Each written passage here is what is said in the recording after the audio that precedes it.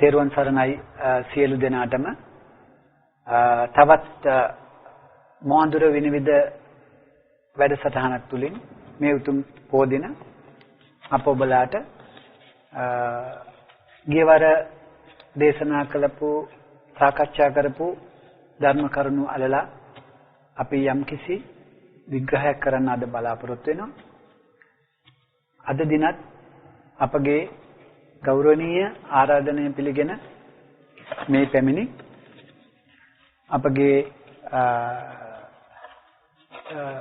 කොස්සත්තේ අරියවිමල මහින්පාණන් වහන්සේ පුණ්‍යානුමෝදනකව පිළිගන්න කැමතියි. ගරු ස්වාමීන් වහන්සේ ගියවර අපි දැන් මොහොඳුර විනිවිද වැඩසටහන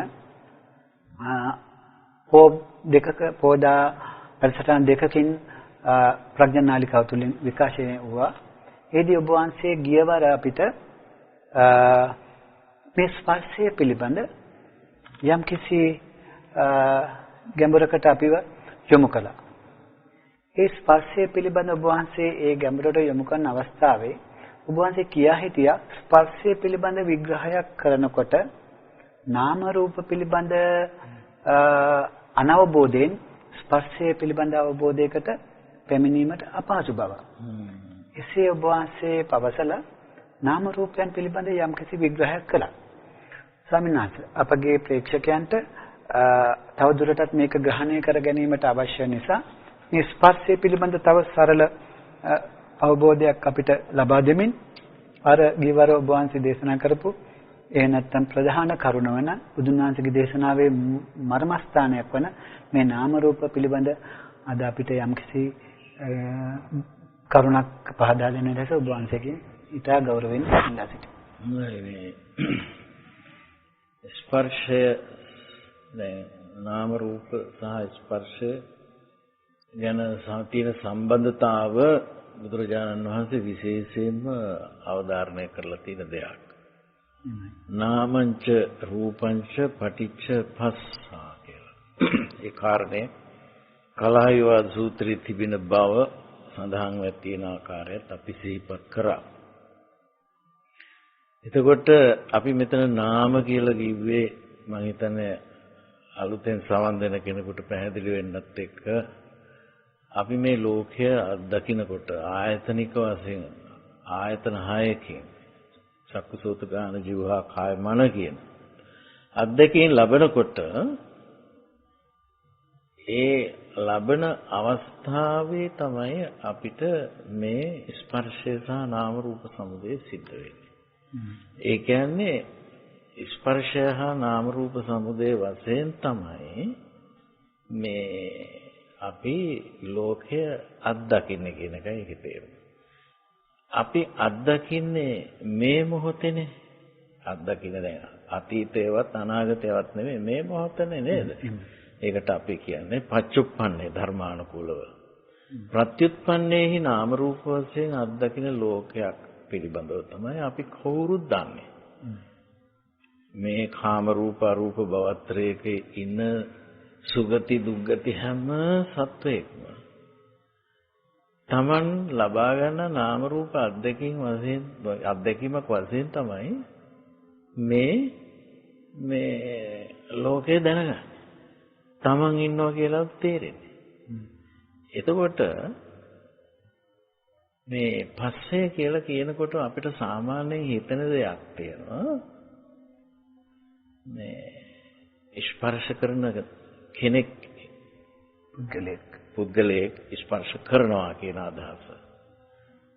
ඔය කාරණාව ගැන හිතනකොට ඔය මේ මෝලිය පග්ගුණ සූත්‍රයේදී සංයුත්ත නිකායේ මෝලිය පග්ගුණ කියන හාමුදුරුවෝ දවසක් මේ බුදුරජාණන් වහන්සේගෙන් ඕක ඇහැවුවා. කවුද විඳින්නේ කියලා. කෝණකෝ භන්තේ කවුද මේ ස්පර්ශ කරන්නේ? කෝණකෝ භන්තේ පුසති කියලා. ඒලා බුදුරජාණන් වහන්සේ සඳහන් කරනවා මේ පුසති කියලා කවුද ස්පර්ශ කරන්නේ කියලා මගෙන් අහන්න එපා. එහෙම අහුවොත් ඒ ප්‍රශ්නේ වැරදි කිව්වා. ඒ ප්‍රශ්නේ වැරදි කිව්වා. එහෙම ව්‍යවහාර නොකරන කෙනෙකුගෙන් ওই විදියට අහන එක වැරදි. ඒ නිසා වැරදි ප්‍රශ්න වලට හරි උත්තර හොයන්නත් බෑනේ. බුදුරජාණන් වහන්සේ ප්‍රශ්නේ නිවැරදි කරනවා. ඔය ප්‍රශ්නේ අහන්න ඕනේ ඔහොම නෙමෙයි. කිම්පච්චානුකෝ බන්තේ පස්සෝ කියලා අහන්න. කුමක් ප්‍රත්‍ය කරගෙනද ස්පර්ශය වන්නේ කියලා අහන්නේ කියලා කිව්වා. කුමක් ප්‍රත්‍ය කරගෙනද ස්පර්ශය වන්නේ. එතකොට ප්‍රශ්නේ අන්න හරි. හරි ප්‍රශ්නෙට හරි උත්තර තියෙනවා. එතකොට ආයතන සම්බන්ධතාව තියෙනවා නම් පස්සේ තියෙනවා. ওই විදිහට දිගට යනවා. පසපච්චා වේදනාත් කියලා බුදුහාඳුනන නතර කරනවා. ඊට පස්සේ එහෙනම් ස්වාමීන් කවුද විඳින්නේ කියලා අහනවා. ඔය ප්‍රශ්නේ වැරදි. කවුද විඳින්නේ කියන කතාව මම කරන්නේ නැහැ. ඒ නිසා ওই ප්‍රශ්නේ අහන්න හරි ප්‍රශ්නයක් විදිහට අහනවා. කොණකෝ වන්තේ වේදනං වේදීති කියලා. ස්වාමීනි කවුද විඳින්නේ කියලා. එතකොට ඒකට හරි උත්තරය. කිම්පච්චානුකෝ බන්තේ වේදනා. කොහොම ප්‍රත්‍ය කරගෙන ස්වාමීනි වේදනාව වේදනාව. පස්සේ කොසති වේදනාව. දැන් අපි පස්සේ ගැන කතා කරනකොට දැන් අපි දෙකක් කතා කරගත්තා. පස්සේට ප්‍රත්‍යවන එකක් කතා කළා. පස්සේ තව කුමකටද ප්‍රත්‍ය වෙන්නේ කියන එකක් දැන් කතා වුණා. ඔය මෙන්න මේක තමයි මේ හේතුඵල ධර්මතාවක් මේ ක්‍රියාත්මක වෙන්නේ. පටිච්ච සමුප්පාද ක්‍රියාව. පටිච්ච සමුප්පන්න හේතුඵල ක්‍රියාකාරීත්වය මේ සිද්ධ වෙන්නේ. ඒ තුල අත්දකින්නෙක් සහ අත්දකින දෙයක් පිළිබඳව එන්නේ පණවා ගැනීමක් වශයෙන් පමණයි. මේක අපි ධර්මය අහලා දැනගත්තට එකපාරට අපේ ජීවිතේට මේක දිරවල එන්නේ නැහැ. එතනදී තමයි ප්‍රතිපදා මාර්ගයක් එහෙම ඕන කරන්නේ. එතකොට ඔන්න ඔය කියන පස්සය ගත්තහම මොකක්ද මේ පස්සේදී වෙන්නේ? වින්දන සංඥා චේතනා ස්පර්ශ මනසිකාර ඔන්න නාම ටික. අපි මේ ලෝකේ ඕනෑම දෙයක් අත්දකින්නේ විඳ ගැනීමක්, හඳුනා ගැනීමක්, චේතනා මැවීමක්, ස්පර්ශ කිරීමක්, නැයි ස්පර්ශෙත් එතෙන්ට ආවනේ දැන්. මානසිකාරයට ලක් වීමක්. එතකොට මේ මානසිකාරයට ලක් වෙමින් ස්පර්ශ කරමින් විඳින් හැඳිනින් චේතනා මවන්නේ කුමක් පිළිබඳවද? අපි ඒකට කියනවා රූප කියලා. ඇහැට නම් වර්ණ රූප, වර්ණ රූප, ගන්ධ රූප නාසයට, රස රූප. මොකද පඨවි ආපෝ තේජෝ ආයෝ කියන මේ මූලික ක්‍රියාකාරීත්වයේහි මූලික භූත රූප ධර්මයන් අනුසාරයෙන් අපි ඇති කරගන්න මේ අපිට ඒ කියන්නේ අප තුළ විඥානයේ විසින් අපිට මවල දෙන ප්‍රතිබිම්බය තමයි මේ රූපේ. මොකද අපේ ඇසේ සටහන් වෙන දෘෂ්ටි විතානේ සටහන් වෙන රූප සංඥාව තමයි රූපය තමයි අපි අත්දකින්නේ. එතකොට ඒක බාහිර වස්තුව නෙමෙයි. බාහිර ශබ්දයක් හැටියට අපි හිතුවට ශබ්දේ වුණත් සංඥාව. ඔව් එතකොට ඒ කම්බරයේ විසින් අපිට ඒකට ධර්මානුකූලව ඕන ගිය හැකි පසාද රූප කියලා. කොහොම හරි අපිට ලැබෙන්නේ උපාදාය මට්ටමේ රූප. ඒ කියන්නේ රූප සංඥාව. තව විදිහින් කියනවා නමට රූප. ඒවා වාස්තවික රූප නෙමෙයි. අපේ මැවීමට නිකන් නෙගටිව් රූප වගේ. මෙන්න මේ අත්දැකීම් ලෝකයක් තමයි අපි සලායතනිකව අත්දකින්නේ. අන්න ඒ බව දකින්නකොට එතන ඒ දැක්ම පැහැදිලි වෙන තැන තමයි මේ නාම රූප සහ විඥාන. එතකොට නාම ධර්ම නැතුව රූප ධර්මයන්ගේ ප්‍රකට වීමක් වෙන්නේ නැහැ. රූප ධර්ම නැතුව නාම ධර්මයන්ගේ ප්‍රකට වීමක් වෙන්නේත් නැහැ. නාම රූප දෙකම නැතුව විඥානයේ ප්‍රකට වීමක් සිදු වෙන්නේත් නැහැ. විඥානයේ ප්‍රකට වීමක් වෙන්න නම් නාම රූප ධර්ම ප්‍රකට වීමක් නැතුව නාම රූප ධර්ම විතරක් තනියම මතු වෙන්නේත් නැහැ. මෙන්න මේ විදිහේ අඤ්ඤමඤ්ඤ සම්බන්ධතාවක් ප්‍රත්‍යසම්බන්ධතාවක් මෙතන තියෙන්නේ. ඒ විදිහේ ලෝකයක් තමයි අපි මේ කල්ප ගණන් සංසාරිකව කවර භව තත්වයක හිටියත් ඒ භව තත්වයන් හිදී අපි අත්දැකලා තියෙන්නේ. ඔබ වහන්සේ කියන්න උත්සාහ කරන්නේ මේ ස්පර්ශය නැමැති ක්‍රියාවලියට නාම රූප විඥානයන්ගේ ක්‍රියාවලියෙන් තොරව මේ ස්පර්ශයක් වෙන්නේ නැහැ කියන එකයි. ඔව් මොකද ඒ ස්පර්ශය මුල් වෙලා තම පස්ස සමුදය සබ්බේ ධම්මා කියලානේ තියෙන්නේ. අර මේ කිමූලක සූත්‍රයේදී අපිට දේශනා කරනවා බුදුරජාණන් වහන්සේ පස්ස සමුදය සබ්බේ ධම්මා. පස්සයක් උනේ නැත්තම් ආයතන කිසිවකට සම්බන්ධ පස්සයක් උනේ නැත්තම් අපි මුකුත් දන්නේ නැති. මං ඉන්න බවවත් මන් දන්නේ නැහැ. මොකද මනෝ සංපස්සයක් ඉපේ මනසවත් තියෙනවයි කියලා තේරෙන්නේ. නේද?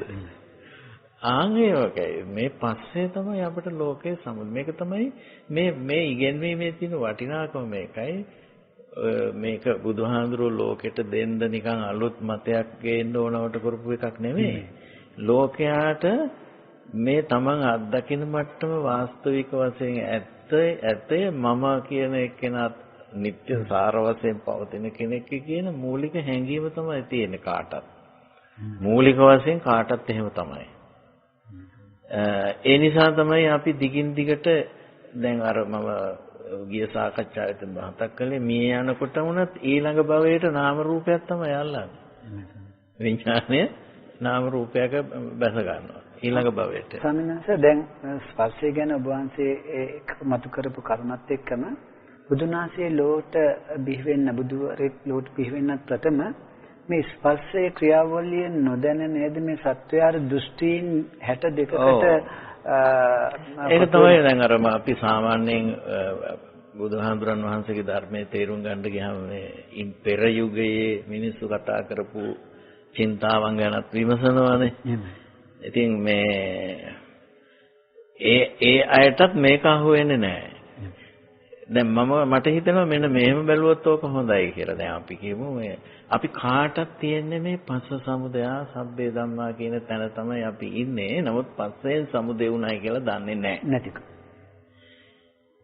ඔය ප්‍රාග් බෞද්ධ යුගයේ උනේ ඔය කියන ස්වභාවය මේ ඒ කියන්නේ ඒ බව පස්සෙන් සමුදේ උනායි කියලා දන්නේ නැතිකම මේ දැනුත් තියෙන අනවබෝධයක් මේක. ඒ යුගයේ විතරක් නෙමෙයි. ඒ සංජාන මට්ටමේ ඉන්න සියලු දෙනා ඉන්නේ එතනම ඉන්නේ. ඒ නිසා අපි මේ අරගොල්ලන් නිසයි මේක කතා කරන්න උනේ කියලා එකක් ගන්න එක වැරදි. අනේක කියන්නේ සියලුම දෙනා ඉන්නේ ඔතන. නමුත් අරගොල්ලෝගේ වෙච්ච දේ මොකද ධානා අභිඥා පැති වලට ගිහිල්ලා අපේ සාමාන්‍ය මේ කාම ලෝකයට ඇත්තු සංඥාවලට සීමා නොවුණු රූපාවචර අරූපාවචර සංඥාවන්ගෙන් දෘෂ්ටිගත වුණා. යුක්තව ඒකට ඒ කියන්නේ අර කියන සාමාන්‍ය පොදු දුර්වලතාවට හොඳ දාර්ශනික පදනමක් දාගත්තා. ඒකයි උනේ. ගැඹුරු වටිනාකමක් දාගත්තා. ඒ ගැඹුරු වටිනාකමක් දාගත්තාන් පස්සේ ඒ අයව මුදවා ගන්න එක ලේසි නෑ. ඉතින් ඒ නිසා මේ බුදුරජාණන් වහන්සේ මේ සිත තමයි ආත්මය කියලා හිතනවට එහෙම කැමති නැහැ. මොකද මේ කය ආත්මය කියලා හිතුවත් ප්‍රශ්නයක් නැහැ කියව බුදුහාමුදුරුවෝ. මොකද ඒකෙන් බේර ගන්න පුළුවන්. එයා මොදවා ගන්න පුළුවන්. සිත ආත්මය කියලා හිතුව. මොකද මේ සිතින්නේ මේ ඔක්කොම අත්දකින්නේ. මොකද දැන් එතන සිදුවුණු දේ තමයි ඔකට කියනවා ඔය පූර්වාන්ත කල්පන අපරාන්ත කල්පන කියලා. ඉතින් ඒක ටිකක් ගැඹුරු පැත්තක්. ප්‍රශ්න කරපු නිසා අපි ඒක ටිකක් සාකච්ඡා කරන්නේ. දැන් පූර්වාන්ත කල්පනය කියන එක අපි තේරුම් ගන්නවා මෙහෙම. යම් කිසි ශ්‍රමණයෙක් ඒ බුදුහාමුදුරන් වහන්සේගේ ශ්‍රාවකයෙක් නෙවෙයි වෙනත් ශ්‍රමණ කණ්ඩායම් හිටියනේ. ඒ බඳු කෙනෙක් යම් කිසි කෙනෙක් ධානය ලැබලා ඒ ධාන ඔස්සේ සිත සියුම් වෙලා පෙරවිසු භවයන් සිහිපත් කරනවා. දැන් එයාට පේන්නේ මොකද්ද පෙරවිසු භවයන් සිහිපත් කරනකොට? බුදුහාමුදුරුවොත් පෙර භවයන් සිහිපත් කරනකොට පේන දේවල් තමයි උන්ගේ ඇයටත් පේන්නේ. ආයි 아무තු දෙයක් නැහැ ඒකේ. නමුත් මේකේ තියෙනවා ඉදිරිපත් වන ආකාරයේ වෙනසක්. දැන් අරගොල්ලෝ හිතුවා මම අතීතේ ඉඳලා තියෙනවා. මම අතීතේ අහවල් තැන ඉඳලා තියෙනවා. මේ විදියට ආයුෂ වින්දනය කළා, සුව දුක් වින්දනය කළා, මේ විදිහේ නංගොත් ඇතුව හිටියා කියලා අනේකේහි සංවට්ටකප්පේ අනේකේහි විවට්ටකප්පේ කියලා සංවෘත විවෘත කල්ප බොහෝ ගණනක් අතීතයටත් ඇතම සිහිපත් කළා. එහෙනම් මගේ ආත්මය කොච්චර අතීතේ ඉඳලා දෙන්නේ කියලා ඔන්න හිතුණා. දැන් අර පස්සෙන් සමුදේවන මම වෙන සංඥාවට ගැඹුරු දාර්ශනික පදනම ලැබුණ අරගෙන වෙච්ච. මොකද පටිච්ච සමුප්පාදේ දන්නේ නැතුව අනිච්ච දුක්ඛ අනාත්ම දන්නේ නැතුව අනිච්ච දුක්ඛ අනාත්ම මේ විෂයවන්නේ කුමකටද කියලා දන්නේ නැහනේ. අනේ නිත්‍යත්වයක්ම මවාගත්තා ඊට පස්සේ. හරි බරපතලයි ඒක. ඒ දෘෂ්ටිවාද කොට නැගුණාම ඒව බේර ගන්න හරි අමාරුයි. ඒක සියුම් ලෙස දෘෂ්ටිගත වෙලා. පුබ්බේ නිවාසානසති ඥානෙ. දැන් අපේ සහතන් වහන්සේලාත් බුදුරජාණන් වහන්සේත් සිහි කළා එහෙම. හැබැයි උන්වහන්සේලා සිහි කරනකොට සිහි කළෙත් මේ දැන් ඔය ඕන තරම් තියෙන්නේ මම මෙහෙම දැන් අපේ සූත්‍ර පිටකේම තියෙනවානේ සූත්‍ර පිටකේම අපිට හම්බ වෙනවානේ අපේ බුදුහාමුදුරුවෝ යෝධිපාල නම් තරුණයෙක්ව මේ කාශ්‍යප බුදුහාමුදුරන් වහන්සේ කාලේ ඉපදිලා හිටියා. ගටිකාර කියන තරුණ කුඹල්කරුවෙකුගේ මිත්‍රයෙක්. නමුත් ඒ විදිහට විස්තරයක් තියෙනවානේ. ඒ දෙන්නා පිළිබඳ ලොකු ප්‍රවෘත්තියක් තියෙනවානේ. හොඳ කතාවක්. නමුත් ඒ සිහි කළාට අපේ ධර්මයේ තුල සිහි කරන්නේ මොකක්ද ධර්මයේ තුල පෙන්වන්නේ ඔය කවුරුත් හැබැයි සිහි කරන්නේ අතීතයේ මවාගත්ත රූපය ඔස්සේ විඳින් ඔස්සේ හැඳින්ින් නැත්තම් සංඥා ඔස්සේ චේතනා නැත්තම් සංස්කාර ඔස්සේ එහෙම නැත්තම් විඥාන ඔස්සේ ඔය කියන පහෙන්ම තමයි ඔය මෙනෙහි කියන්නේ පංච උපාදාන ස්කන්ධය ඔස්සේ තමයි මේ පංච ස්කන්ධයන්ගේ ප්‍රවාහය ඔස්සේ තමයි මෙනෙහි කරලා බලන්නේ. නමුත් මේක ඇති වෙන නැති වෙන පංච ස්කන්ධ ක්‍රියාකාරීත්වයක් බව අනිත්‍යයට පෙනෙන්නේ නැහැ. එයයි හිතාගන්නවා නিত্য සාර මම කියලා ආත්ම අගයකින් කෙනෙක් ඉන්නවා කියලා හිතනවා. නමුත් රහතන් වහන්සේත් ඒක මෙනෙහි කරනවා. රහතන් වහන්සේ මෙනෙහි කරන්නේ මෙනෙහි කරලා කතා කරනකොට මේ භාෂාවෙන් මම මෙහෙම හිටියා කියලා මම කියන වචනෙත් කියනවා. නමුත් මේ කතා කරන්නේ පංච උපාදානස්කේපතෝ නිතරම රූපය අල්ලගෙන හෝ විඳීම අල්ලගෙන හැදෙනකොට ඒ සියල්ලම හෝ එයින් එකක් හෝ අනුසාරයෙන් තමයි මේ සියලු දෙනා ආත්මවාදයේ පණවන්නේ කියලා කන්ද සංයුත්තේදී බුදුරජාණන් වහන්සේ විශේෂයෙන් සිහිපත් කළා. ඒ මම කියන වචනේ යෙදෙවි නිකම් ව්‍යවහාරයට පමණයි. අන්න හරි බුදුහාමුදුරුවෝ රහතන් වහන්සේලාත් ඉතින් මේ මොකද භාෂාව හැදිලා තියෙන්නේ මමත්වය කියන්නේ මේ ආත්මවාදීවනේ. ඒ කියන්නේ මේ ආර්ය උත්තමයෝ බුදුන් වහන්සේලා බුදුරජාණන් වහන්සේ රහතන් වහන්සේලා නෙවෙයිනේ බස හදන්නේ සාමාන්‍ය ජනතාව ලෝකේ. ඕනෑම රටක සංස්කෘතියක සාමාන්‍ය ජනතාව බස හැදෙනවා. ඒ බස හැදෙනකොට ඒ බසේ මොනවද තියෙන්නේ මම ඉන්නවා අපි ඉන්නවා. ඔබ ඉන්නවා ඔබලා ඉන්නවා. ඔහු ඉන්නවා ඔහු ඉන්නවානේ. ඇය ඉන්නවා ඇයලා ඉන්නවානේ. ඕමනේ නේ.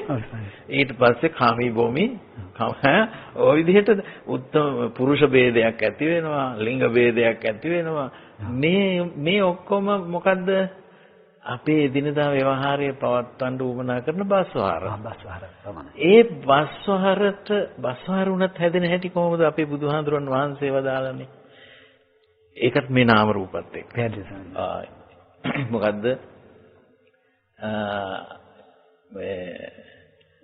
යාවතා අදිවචනපතෝ නිරුත්තිපතෝ පඤ්ඤාතිපතෝ එත්තාවත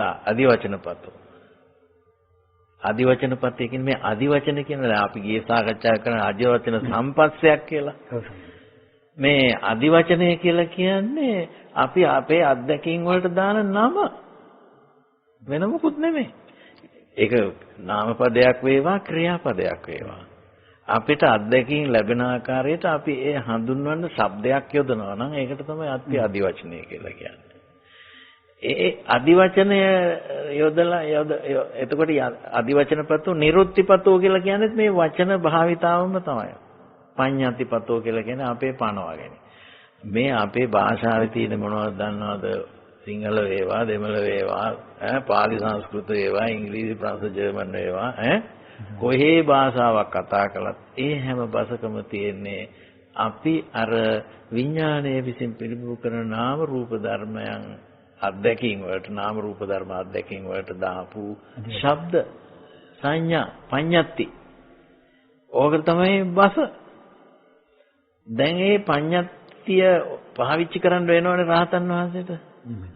දැන් ඒ නිසා රහතන් වහන්සේත් අහං වදාමි තිපිසෝ වදෙය්‍ය මම කියමි කියලා රහතන් වහන්සේත් කියනවා. වෙන මොකෙන් කතා කරන්නද? ඒකනේ මමං වදන්ති තිපිසෝ වදෙය්‍ය. ඒ කියන්නේ අහවලා මට මෙන්න මෙහෙම එකක් කිව්වා කියලා කියනකොට එහෙම කියන්න වෙනවනේ. ඊළඟට වෝහාර මත්තේන සෝවෝහරේ ලෝකේ සමඤ්ඤා කුසලෝ විදිත්වා. මේ ලෝක පඤ්ඤාතිය ලෝක නිරුත්තිය ලෝක ව්‍යවහාරයේහි මේ කුසලතාව ඇති කෙනෙක් හැටියට මොකද කරන්නේ? උන්වහන්සේලා මේ බස්වහර ව්‍යවහාර මාත්‍රයෙන් ව්‍යවහාර කරනවා. ඔය කාරණාව මේ ව්‍යවහාරයේ සකස් වීමටත් මේ නාම රූපයි වැදගත් වෙන්නේ කියලා මහා නිදාන සූත්‍රයේ අර ඒතාවත ආදිවචනපතෝ නිරුත්තිපතෝ පඤ්ඤාතිපතෝ එයාදිදන් නාම රූප සහ විඥානෙන්න කියන මේ වචා බුදුහාමුදුරු දේශනා කරනවා. එතකොට බලන්නකො මේක මහා පුදුමාකාර සොයා ගැනීමක්නේ. මේ ධර්මයේ තියෙන විශේෂම තැනක් මෙතන. ඔව්. ඊළඟට මේ විඥාන නාම රූප නිසාම තමයි දැන් ඉත්තත්තම් පඤ්ඤාව යාතා ඉත්තත්තම් පඤ්ඤාපනාය අදිදන් නාම රූප සහ විඥාන. මොකද ඉත්තත්ත කියලා කියන්නේ මේ බව. දැන් අපි දැන් මේ ලෝකෙට ඉපදුණු තැන ඉඳන් අපිට මේක ලෝකෙ මෙතනනේ නේද? මේ බවනේ නේ. අපි මැරිලා වෙන තැන ගියොත් එහෙම එතන අපිට මේ බවටපත් වෙනවානේ. දැන් අපි හිතපු දැන ඒ බවට වෙනවා. ඒකට ඉත්තත්තේ පණවන්නේ නාම රූප ලද්දකින් ලෝකෙ. දැන් අපි ගත්තොත් දැන් පුංචි බබෙක් පෙර භවයක කොහේ හරි ඉඳලා දැන් මව කුසකින් එළියට ඇවිදilla යන්තම් ඇස්සරලා වටපිට බලලා නොයෙක් සංඥා ගන්නකොට දැන් මොකද්ද වෙනස? දැන් එතන ඉඳන් එයාට මේ භවයේ තමයි ඉත්තත්ව වෙලා තියෙන්නේ. ආන් ඒක තමයි ඒ ඉත්තත්වේ පැනවෙන්නේ විඥාන නාම රූප ඔස්සේ. දැන් අපිට තියෙන නාම රූප සංකීර්ණතාව තාම පුංචි බබාට නැහැ. මොනවද මේ කියලා හිතා ගන්න බෑ. නමුත් මොනවා හරි පේනවා. ආන් ඒ වගේ මොනවා හරි ඇහෙනවා. දැන් සමහරලාට අමාරුයි වගේ දැනෙනවා. ඒ නාම රූප අත්දැකීමක් තමයි ඇඟට අමාරුයි. තනි වගේ හිතෙනවා. නිදගෙන ගිහලා ඇහැරලා ඔන්න හයියෙන් අඬන්න පටන් ගන්නවා. ඊට පස්සේ දූවගෙන එනවා අම්මා. ඇවිල්ලා හිටන් මේ එයාව මේ නලවනවා. අඬපුවාම මට මෙහෙම එකකුත් හම්බෙනවා. එයා ඔක්කොම දැන් අත්දැකීම් වලින් මේක ටික වැඩි වෙයි. එයා මේ ජීවිතයක් පවත්වන්න උවමනා කරන දේවල් මේ අරගන්නවා. ඉතින් එතකොට ඒව තමයි අපේ ওই නාම රූප අධ්‍යක්ෂින් ලෝකේ තමයි අපේ ව්‍යවහාර මාත්‍රය වෙලා තියෙන්නේ. මම ඉන්නවා මට දකින්න අධ්‍යක්ෂින් මම ඉන්නවා. ඒ නිසා දැන් ඔය අපේ මේ ඔය මම මැවෙනවයි කියන කතාවත් අපි තේරුම් අරගන්න ඕනේ එකන්නේ. දැන් සාමාන්‍ය අපි කෙනෙකුගෙන් අහපුවාම මේ මම කියලා කියන එක දැන් අපිට හිතෙනවනේ දැන් මට ගෞරවයක් තියෙනවා මම අනිත් අය වගේ ළඟ ඉදිරියේ දෙවෙනි වෙලා බෑ ආදී නෙවෙයි දේවල් තියෙන මාන්නයක් අපිට එනවා. දැන් මේ ගත්තයින් පස්සේ මේක කොහෙන් එන හැඟීමක්ද? අන්න අර නාම රූප වලම තමයි පංච උපාදානස්කන්ධයන්ගේ. මොකද දැන් ඔය නාම රූප අර චේතනාව ඔස්සේ මානසිකාරයට බලගතු වෙනකොට තැනක් ලැබෙනකොට අර චේතනාව කර්ම වෙලානේ. එතකොට සංස්කාර තමයි. එහෙනම් අනිත් ඒවා හොඳට උපාදාන වෙලා තමයි. ඔන්න ඔතනයි ඕක හැදෙන තැන. එතකොට අර විඥාන නාම රූප වැඩපිළිවෙලම තමයි මේ උපාදාන ස්කන්ධ තත්වයට මානසිකාරය ඔස්සේ මානසිකාරයට තැනක් ලැබෙනකොට තමයි මම මගේ බිහි වෙන්නේ. එතකොට මෙන්න මේ විදිහට මේක සමුදය වෙන දෙයක් කියලා අපි දැනගන්නවා හේතු ප්‍රත්‍ය සම්බන්ධතාව ඔස්සේ. පටිච්ච සමුප්පාද ධර්ම න්‍යාය ඔස්සේ. ස්වාමීන් වහන්සේ මම එතනට එන්න ඉස්සෙල්ලා මට තව පොඩි පැහැදිලි කිරීමක් කරගන්න පුළුවන් නම් ඔබ වහන්සේ කියව එක වචනයක් මම කොට ගැනීම කියලා. එතන මේ සක්කාය දිට්ඨිය කියන්නේත් ඒ ක්‍රියාවලිය තුළ මම ඉන්නවා මට දකින්න අත්දැකීම් ලබන ලෝකයක් තියෙනවා කියන හැඟීම නේද ස්වාමීන් වහන්සේ? ඔව්. දැන් මෙතන තියෙනවා මෙහෙම ඔය කාය කියන එක අපි තේරුම් අරගෙනකෝ. දැන් අත් වශයෙන් අපි අත්දකින්නේ මේ රූප වේදනා සංඥා සංකාර විඥාන කියලා කිව්වනේ නේද? දැන් අපි ඒවට නිකන් ඒවා ගත්තාන් පස්සේ ඕක අපේ සූත්‍රවල අපිට හම්බ වෙනවා රූප කාය. මේ ඊට පස්සේ වේදනා කාය, සංඥා කාය, ඊළඟට චේතනා කාය, විඥාන කාය කියලා. කාය කියලා වචනයක් දානවා. ඇයි මේ කාය කියන වචනයක් එන්නේ? මේ කාය කියලා කියන්නේ දැන් අපි පුංචි අත්දැකීමක් වුණත් ලබන්නේ එක විඥාන නාම රූප සෙට් එකකින් නෙමෙයි. නාම රූප විඥානම වුණා විඥාන නාම රූපම වුණා වේගවත් විඥාන නාම රූප සෙට් ප්‍රවාහයකින් තමයි අපි ලෝකය අත්දකින්නේ. එතකොට මේ ප්‍රවාහය අපට පේන්නේ නැහැ. අපි ඉතින් එක හිතින් අත්දකින්නවා කියලා තමයි හිතන්නේ. මේ ප්‍රවාහය තුල තියෙන්නේ රූප රාශියක්, වින්දන රාශියක්, සංඥා රාශියක්, චේතනා රාශියක්, විඥාන රාශියක්. රාශිය අපට එකක්සේ දැනෙනවා. ඔබ වහන්සේගෙන් මම ඒක අහන්න මොල්ලුනේ ස්වාමීන් වහන්සේ සමාජයේ තියෙනවා යම් මතයක් මේ මම මගේ සක්කාය දිට්ඨිය anu මම මගේ ආත්මය නොවේ කියලා. දැන් මේ ඔබ වහන්සේගේ විග්‍රහය එහෙමයි ගන්න ඕන. දැන් මම මගේ කියන එක මේ දැන් අපි කියමු සමහර හිතාගෙන ඉන්නවනේ මේ සක්කාය දිට්ඨිය නැත්තම් මම මගේ කියලා ගණනෙවත් නැහැ කියලා නේ. එහෙම හිතනවා නේද? දැන් මේ මම මගේ කියලා ගන්න ගතිය සක්කාය දිට්ඨිය නැති වෙච්චාන් පස්සේ මොකද දන්නවද වෙන්නේ? මේක දිට්ඨි මට්ටම තමයි නැති වෙන්නේ. ඔව්. දිට්ඨි මට්ටම නැති වෙනවයි කියලා කියන්නේ මේ මවා ගන්නා මමත්වයක් තමයි අපිට තියෙන්නේ කියන එක පිළිබඳව නිසක අවබෝධයක්. නිසක අවබෝධයක්. ඒ කියන්නේ ඒ ගැන මේ බුදුහාඳුරුවෝ කිව්වටවත් නෙමෙයි. මට දැන් තේරෙනවා පැහැදිලිව කියන තැනට ඇවිදින්න. ඒ කියන්නේ මේ නාම රූප පිළිබඳ තිබෙන අවබෝධය තුල තමයි එක වෙන්නේ. ඉතින් එහෙම නැත්නම් දැන් ඒ බඳු කෙනාට දැන් අපි කියමු සෝතාපන්න පුද්ගලයෙකුට සක්කාය දිට්ඨිය නැහැ. දිට්ඨි මට්ටම නැහැ.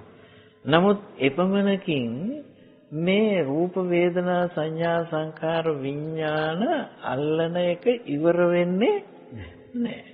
ඔන්න ඔයා අපි තේරුම් ගන්න ඕන කරන දේවල්. රූප වේදනා සංඥා සංකාර විඥාන කියන දැන් මේක රාශියක් අපි කියලා අපි කියවනේ නේ. දැන් මේවා මම මගේ වශයෙන් අල්ලන ගතිය ඉවර නැහැ. හැබැයි ඒ තැනත්තා දන්නවා සක්කාය දිට්ඨි ප්‍රහාණය යුක්ත කෙනා දන්නවා. එසේ අල්ලා ගැනීම තමයි මෙතන සිදු වෙච්ච වැරද්ද කියන එක ගැන නිස්සක අවබෝධයක් තියෙනවා. මම ඕකට පොඩි කාරණාවක් කියන්නම්. අපේ ධර්ම සාහිත්‍යයේ අපේ පෙළ පොතේ සඳහන් වෙනවා කින්දිට්ඨික සූත්‍රය කියලා සූත්‍රය. ওই කින්දිට්ඨික සූත්‍රයේ තියෙනවා අපේ කවුද මේ අනාථපිණ්ඩික සිටුතුමා. අනාථපිණ්ඩික සිටුතුමා මේ බුදුරජාණන් වහන්සේ හම්බෙන්න දවසක් යන්න කල්පනා කරලා මගට බැස්සාම එතුමට හිතුණා කල් වේලා වැඩි දෝ කියලා. ඒ වැඩි කියලා හිතුණාම එයා ගියා මේ පරිබ්‍රාජක ආරාමයකට. ළඟ පරිබ්‍රාජක ආරාමයක් තියෙනවා. එහි ගිහිල්ලා ඒගොල්ලොත් එක්ක පොඩ්ඩක් කතා බහ කරගෙන ඉඳලා සුදුසු වෙලාව ආපුවම මම යනවා බුදුහාමුදුරුවෝ හම්බෙන්න කියලා. ඉතින් එහෙම එනකොට එතන තියෙන හරි විශේෂ දෙයක්. පරිබ්‍රාජකවරු දකින්න ආන් එනවා බුදුහාමුදුරන් වහන්සේගේ ඔය ශ්‍රමණ බවත් ගෞතමයන් වහන්සේගේ හොඳ ශ්‍රාවකෙක් ඔය එන්නේ. ඒ අය හැබැයි මේ නිහඬ බව ගරු කරන අය. අප්පසද්ද කාම නිහඬ බවට ඒගොල්ලෝ හරි කැමති. අප්පසද්ද විනීත නිහඬ බවෙහි හික්මෙන අය. අප්පසද්ද වන්නවාදී නිහඬ බවෙහි ಗುಣ කියන අය. අපිත් නිහඬ පිරිසක් කියලා හිතාගෙන මේ පැත්තට එනවා නම් හොඳයි. ඒ නිසා කෑනෝ ගහ හිටහල්ලා කියලා. ඉතින් කට්ටිය වොන් නිසද්ද වෙන්නේ. ඔන්න එතුමා. ඉතින් එතුමාත් ඇවිල්ලා ඒ පිරිසට ගරු සත්කාර කරලා කුංචි ආසනයක වාඩි වෙනවා. ඉතින් දැන් අහනවා ඔතන මම කියන්නේ එයාට තියෙන සම්මාදිය. ඔතන තමයි සම්මා දිට්ඨිය කියන වැදගත්කම. ඔය විඥාන නාම රූප ක්‍රියාවලියක් හැටියට තමයි අපිට ලෝකයේ සමුදය වෙන්නේ. උපාදාන ස්කන්ධ වශයෙන් තමයි අපිට ලෝකයේ සමුදය වෙන්නේ. මොකද කියන එක අවබෝධ වෙනවා කියන්නේ ඔතන තමයි සම්මාදිට්ඨියේ තහවුරු වීමක් තියෙන්නේ. ඉතින් එසේ සම්මාදිට්ඨිය තහවුරු වුණු කෙනෙක් ලෝකේ කොහොමද ක්‍රියා කරන්න කියලා කියන්නයි මේ යන්නේ. ඒක කියන්නයි මේ මාතෘකාව ගත්තේ. ඔතන තියෙනවා එතුමාගෙන් අහනවා මේ හැබැයිට ඔය ශ්‍රමණ බවත් ගෞතමයන්ගේ දෘෂ්ටි ගතේ මොනවද? අනේ ස්වාමීනි ශ්‍රමණ බවත් ගෞතමයන්ගේ දෘෂ්ටිගත මොනවද කියන්න නම් මම දන්නේ. ඒ කියන්නේ අර අන්න තීර්ථකව එතුමාගෙන් සිටුතුමාගෙන් ප්‍රශ්න කරනවා. ඔව්. දැන් අපිට හිතෙන්නේ මේ ප්‍රශ්න වලට උත්තර දෙන්න බෑ දන්නේ නැහැ කියලා උත්තර දෙනවා වගේ පේන්නේ ඈ. ඊට පස්සේ අහනවා මේ හරි ඒක දන්නේ නැත්නම් ඔය භික්ෂුන්ගේ දෘෂ්ටිගතය මොනවද? ගතයන් මොනවද? අනේ ස්වාමීනි භික්ෂුන්ගේ දෘෂ්ටිගතයන් මොනවද කියන්නත් මම නම් දන්නේ නැහැ. හරි වැඩේ. එහෙනම් අපිට කියනවාද තමුන්නාන්සේගේ දෘෂ්ටිගතේ මොකද්ද කියලා? මට ඒකත් නම් කියන්න පුළුවන්. හැබැයි ඒක මට කියන්න ලේසි. ඒක කියන්න මට ලේසි වෙනවා. ඔබලාගේ දෘෂ්ටිගතයන් මොනවා හරි තියනවද? ඒක කිව්වොත්. ඉස්සලා එන ඒ කියන්නේ. හරි අපි කියන්න. කියලා හිතන් දැන් ඔයගොල්ලෝ එක්කෙනෙක් කියනවා ලෝකේ සදාකාලිකයි. ඒක තමයි ඇත්ත. අනිත් ඔක්කොම බොරු. තව එක්කෙනෙක් කියනවා ලෝකය සදාකාලික නෑ. ඒක තමයි ඇත්ත. අනිත් ඔක්කොම බොරු. තව එක්කෙනෙක් කියනවා මේ කයයි ආත්මයයි දෙකක්. ඒක තමයි ඇත්ත. අනිත් ඒවා. තව එක්කෙනෙක් නෑ කයයි ආත්මයයි දෙකම එකයි. ඒක තමයි ඇත්ත. අනිත් ඔක්කොම බොරු. විවිධ මත. ඔව්. ඊට පස්සේ තව එක්කෙනෙක් කියනවා මේ ලෝකය සීමිතයි. ඒක තමයි ඇත්ත. අනිත් ඔක්කොම බොරු. තව එක්කෙනෙක් නෑ මේක අසීමිතයි. ඒක තමයි ඇත්ත. අනිත් ඒවා බොරු. තව එක්කෙනෙක් කියන යම්කිසි කෙනෙක් මේ තථාගත කියන වචනේ එතන පාවිච්චි වෙනවා. ඒ බුදුහාඳුරු කියන එක අදහස් කරගෙන නෙමෙයි. ඒ කියන්නේ සාමාන්‍යයෙන් යම්කිසි ආගමික සම්ප්‍රදායක ශාස්ත්‍රූවරයෙක් ගැන හිතාගෙන කරපු මොකද තථාගත කියන වචන ටිකක් පැරණි භාවිතා තිබිච්ච වචනනේ. මේ මරුණන් පස්සේ උපදිනවද කියලා එක්කෙනෙක් උපදිනවා කියලා ආයෙ කෙනෙක් කියනවා. නෑ උපදින්නේ නැහැ කියලා තව එක්කෙනෙක් කියනවා. උපදී දෙකමයි කියලා තව එක්කෙනෙක්. නෝපදී නොපදී කියලා තව එක්කෙනෙක් කියනවා. ওই විදිහට 10ක් කිව්වා. මේවා අහලා ඒ කියන එක්කෙනා Taman කියන එක තමයි යත් අනිත්‍යව බොරුයි කියලා කියනවා. ඉද මේව සත්‍යම් මොගමඤ්ඤං කියන වචන පාඩි. ඉතින් මේක අහගෙන හිටපු සිටුතුමා කියනවා මේක අහගෙන ඉන්නකොට මට නම් තේරුණේ ඔබ වහන්සේලා මොකද ඒ ගෞරවයෙන් කතා කරන ඔබ වහන්සේලා මේ ඔක්කොම කියන්නේ එක්කෝ අනුන්ගෙන් කාගෙන් හරි අහගත් එකක්. එහෙම නැත්නම් අයෝනිසෝ මනසිකාරය. දැන් ඔයගොල්ලෝ ඔය දෘෂ්ටි ගිලගෙන නේද ඉන්නේ? හරි. අපි දැන් අපේව කිව්වනේ. දැන් තමුන්නේගේ කියන්නකො දැන්. හරි. ඔය නම් මගේ එකක් මම කියන්නේ. ඔය යමක් මොනවා හරි ඔය කිව්වනම් ඔය ඔක්කොම මේ සංකතං චේතිතං පටිච්ච සමුප්පාද වෙන මුකුත් නෑ උතන. ඔය කියාපි වල තියෙන්නේ ඔය ඔක්කොම සංකතයි චේතිතයි චේතනාවේ හටගත්තු දේ. පටිච්චසමුප්පන්නයි. ඔය හැම දෙයක්ම හැම නිගමනයක්ම මේ ඒ தත්වේ නම් තියෙන්නේ ඕගොල්ලන්ට ඒක මතයක් විතරයි. ඕගොල්ලෝ මේ මතේ ගිලගෙන ඉන්නේ. ගිලගෙන ඉන්නේ දැන්. ඔය ඔක්කොම නේතම්මම නේසෝහානස්සේ නමේසෝ අත්තා. මගේ නෙමෙයි, මම නෙවෙයි, මාගේ ආත්මය නෙවෙයි. ඔන්න ඔච්චරයි දකින්න තියෙන්නේ. එතකොට ඔතන තියෙනවා දැන් මෙහෙම එකක්. දැන් මේ සිටුතුමාගේ දෘෂ්ටියනේ කිව්වේ. දැන් මේ කිව්වේ එකේ තියෙන වටිනකම මෙයාගොල්ලන්ට පේන්නේ නැහැ. සංකතං චේතයිතං පටිච්චසමුප්පන්නං කියන ඒවා හරියට තේරෙන්නේ. හරි ඔය කිව්වේ තමුන් නැහැ ගිලගෙන ඉන්න දෘෂ්ටිය නේද? ඕක නේද අජෝසනය කරගෙන ඉන්නේ. අනේ ස්වාමීනි අජෝසනය කිරීමක් ගැන නම් මන් දන්නේ නැහැ. නමුත් මම එකක් දන්නවා තස්සච උත්තරින් නිස්සරණම් පජාන. මේකෙත් ඉදිරි නිස්සරණයක් ඇති බව අතහැරීමක් ඇති බව නම් මම දන්නේ. ඒ කියන්නේ මං හිතන්නේ අද කාලේ ඉන්න මේ වියතෙක්වත් බුදුදහම පිළිබඳව ඔය සිටුතුමා දුන්නාසේ උත්තරයක් දෙයි කියලා. උන්වහන්සේ යම් කිසි ඵලයකටපත් වෙච්ච සෝතාපන්නනේ. සෝතේ අනාථපිණ්ඩික සිටුතුමා සෝතාපට්ටි ඵලයේ ඉන්න කෙනා. එතකොට දැන් තේරෙනවද සක්කාය දිට්ඨිය ප්‍රහීන කරපු එක්කෙනෙක් දෘෂ්ටි වලට නැහැ. නමුත් සම්මා දිට්ඨි මට්ටම තියෙනවනේ තාම. දිට්ඨි මට්ටම සම්මා දිට්ඨි තියෙනවා. සම්මා දිට්ඨිය නිවන කියනකොට සම්මා දිට්ඨියක්වත් ඉතුරු වෙන්න බෑනේ. ඒ කියන්නේ පුද්ගලයා පුදුන් මට්ටමින් සීක මට්ටමට සකස් වෙනකොට ඇති වෙන අවබෝධයේ වෙනස තමයි මේ පෙන්වුම් කරන්නේ. මේ සීක මට්ටම ස්ථාවර වෙලායි තියෙන්නේ දැන් අනාථපිණ්ඩික සිටු. ඒක ඒ විදිහේ විස්තරාත්මකව යමක් කියන්නේ මොකද මේ ඊට පස්සේ ඔක තවත් ටිකක් තියෙනවා. ඉතින් ඒකත් අපි කියන්න ඕන.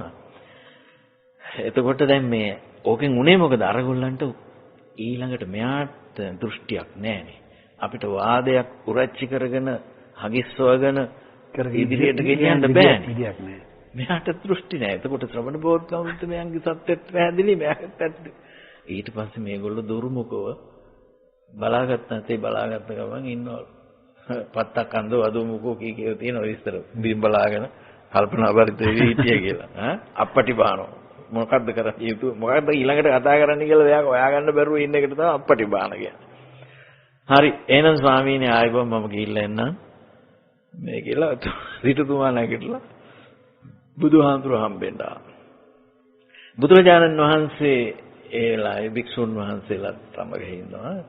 ඉතින් බුදුරජාණන් වහන්සේට වැඳ නමස්කාර කළා මේ ස්වාමීනි මම දැන් මේ ටිකක් කල් වෙලා වගේ තමයි එන්න පිටත් උනේ. කල් වෙලා වැඩි හින්දා මම අහවල් පරිබ්‍රාජකාරාමයට ගියා.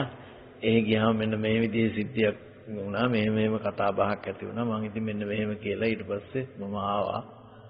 බුදුහාරෝ සාදු සාදු කියනවා.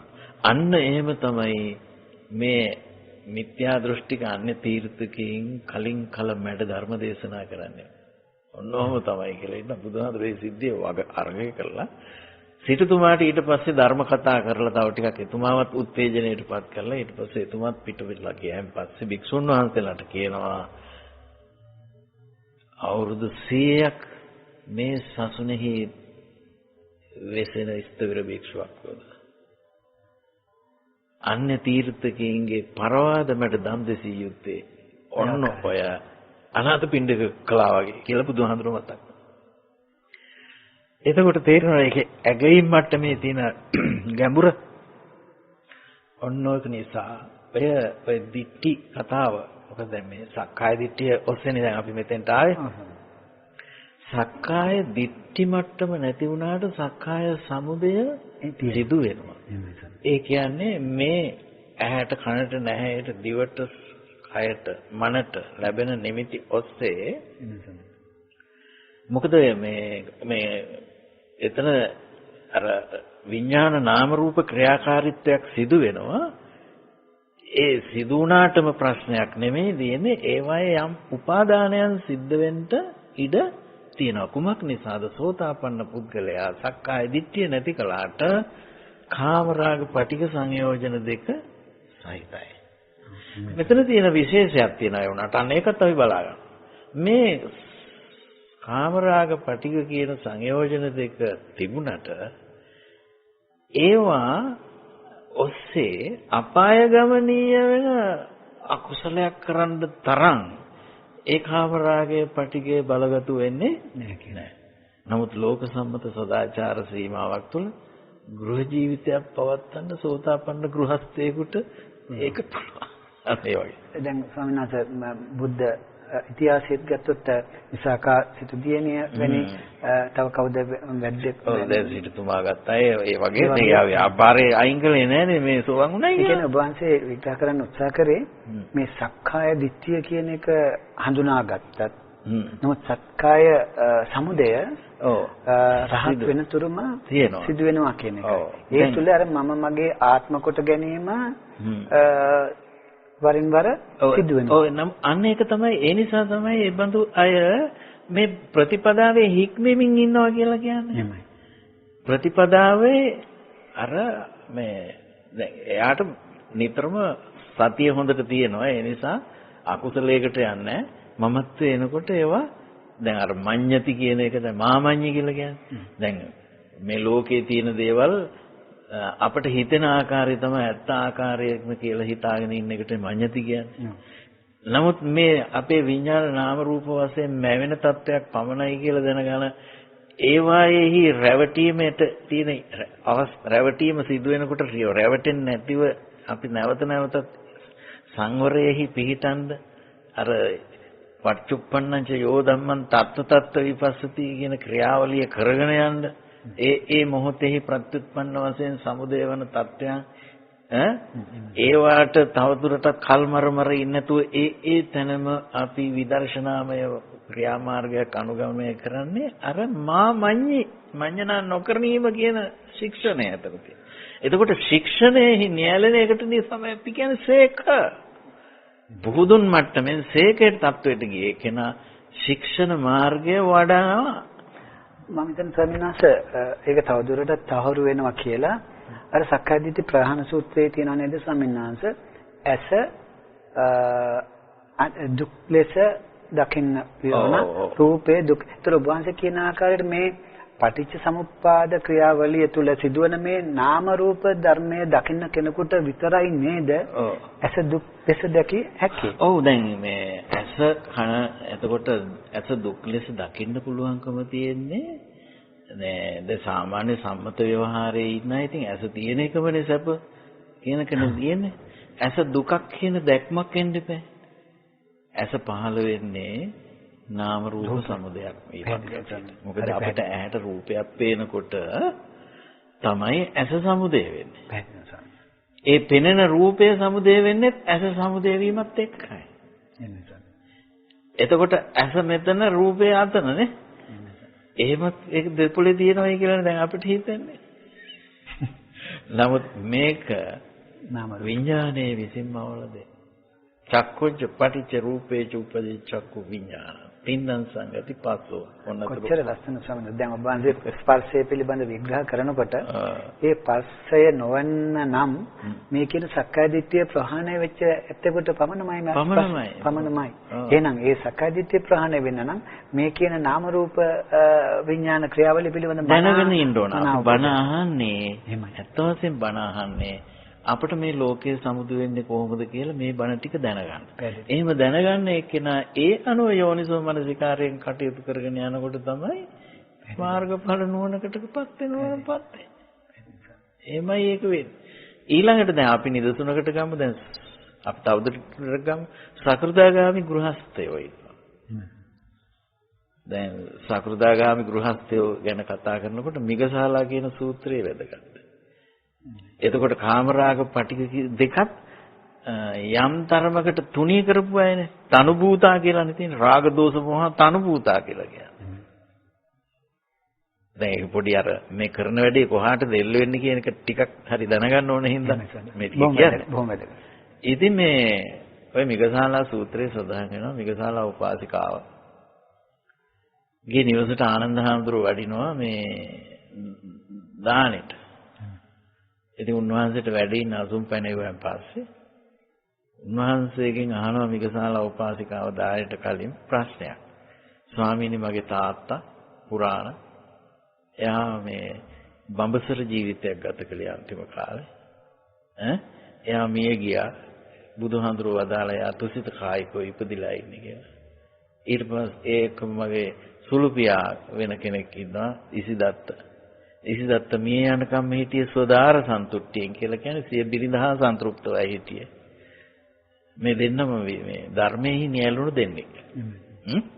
ඒ ගැන විශේෂතර විස්තර තියෙනවා වෙනත් සූත්‍රවල. එතකොට මේ දෙන්න එනමුත් බුදුරජාණන් වහන්සේ මේ ඉසිදත්ත මේ ගැන සඳහන් කළේ සුසිස කායිකව ඉපදිලා ඉන්නවා දැන් එයා මේ සකෘදාගාමි කෙනෙක් කියලා.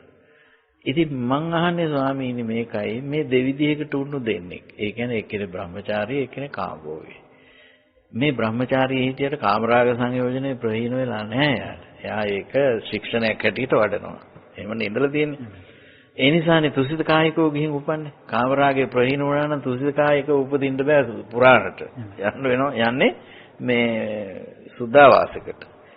අනාගාමී වෙන්න ඕන. නමුත් මේ සකෘදාගාමී. ඒ නිසා එයා ගිහින් උපන්නේ සුද්ධා මේ කොහෙද මේ තුසිත කායික කාම භවයටයි සුගතියක. දේව කායික සුගතියක. එතකොට අපිට පේනවා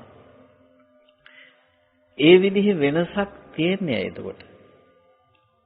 බඹසර විසනයත් සකෘදාගාමියයි ඉන්න පුළුවන් ගෘහස්ත නේද?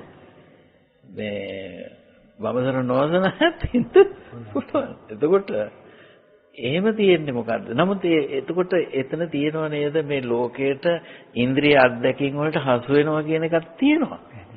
හැබැයි හසු වුණාට ඒ අයගේ සම්මාදිට්ඨිය පළුදු වෙන්නේ නැහැ. ආය කවදාවත් ප්‍රතඥ පැත්තකට ඒ අයගේ මනස ඇදෙන්නේ නැහැ. ඒ අය නියත සම්බෝධි පරාණය වෙන්නේ ඒ නිසා. දැන් ওই කාරණේට තවත් අදාළ කරලා මම තව දෙයක් කියන්න. අර කේමක කියන හාමුදුරුවෝනේ.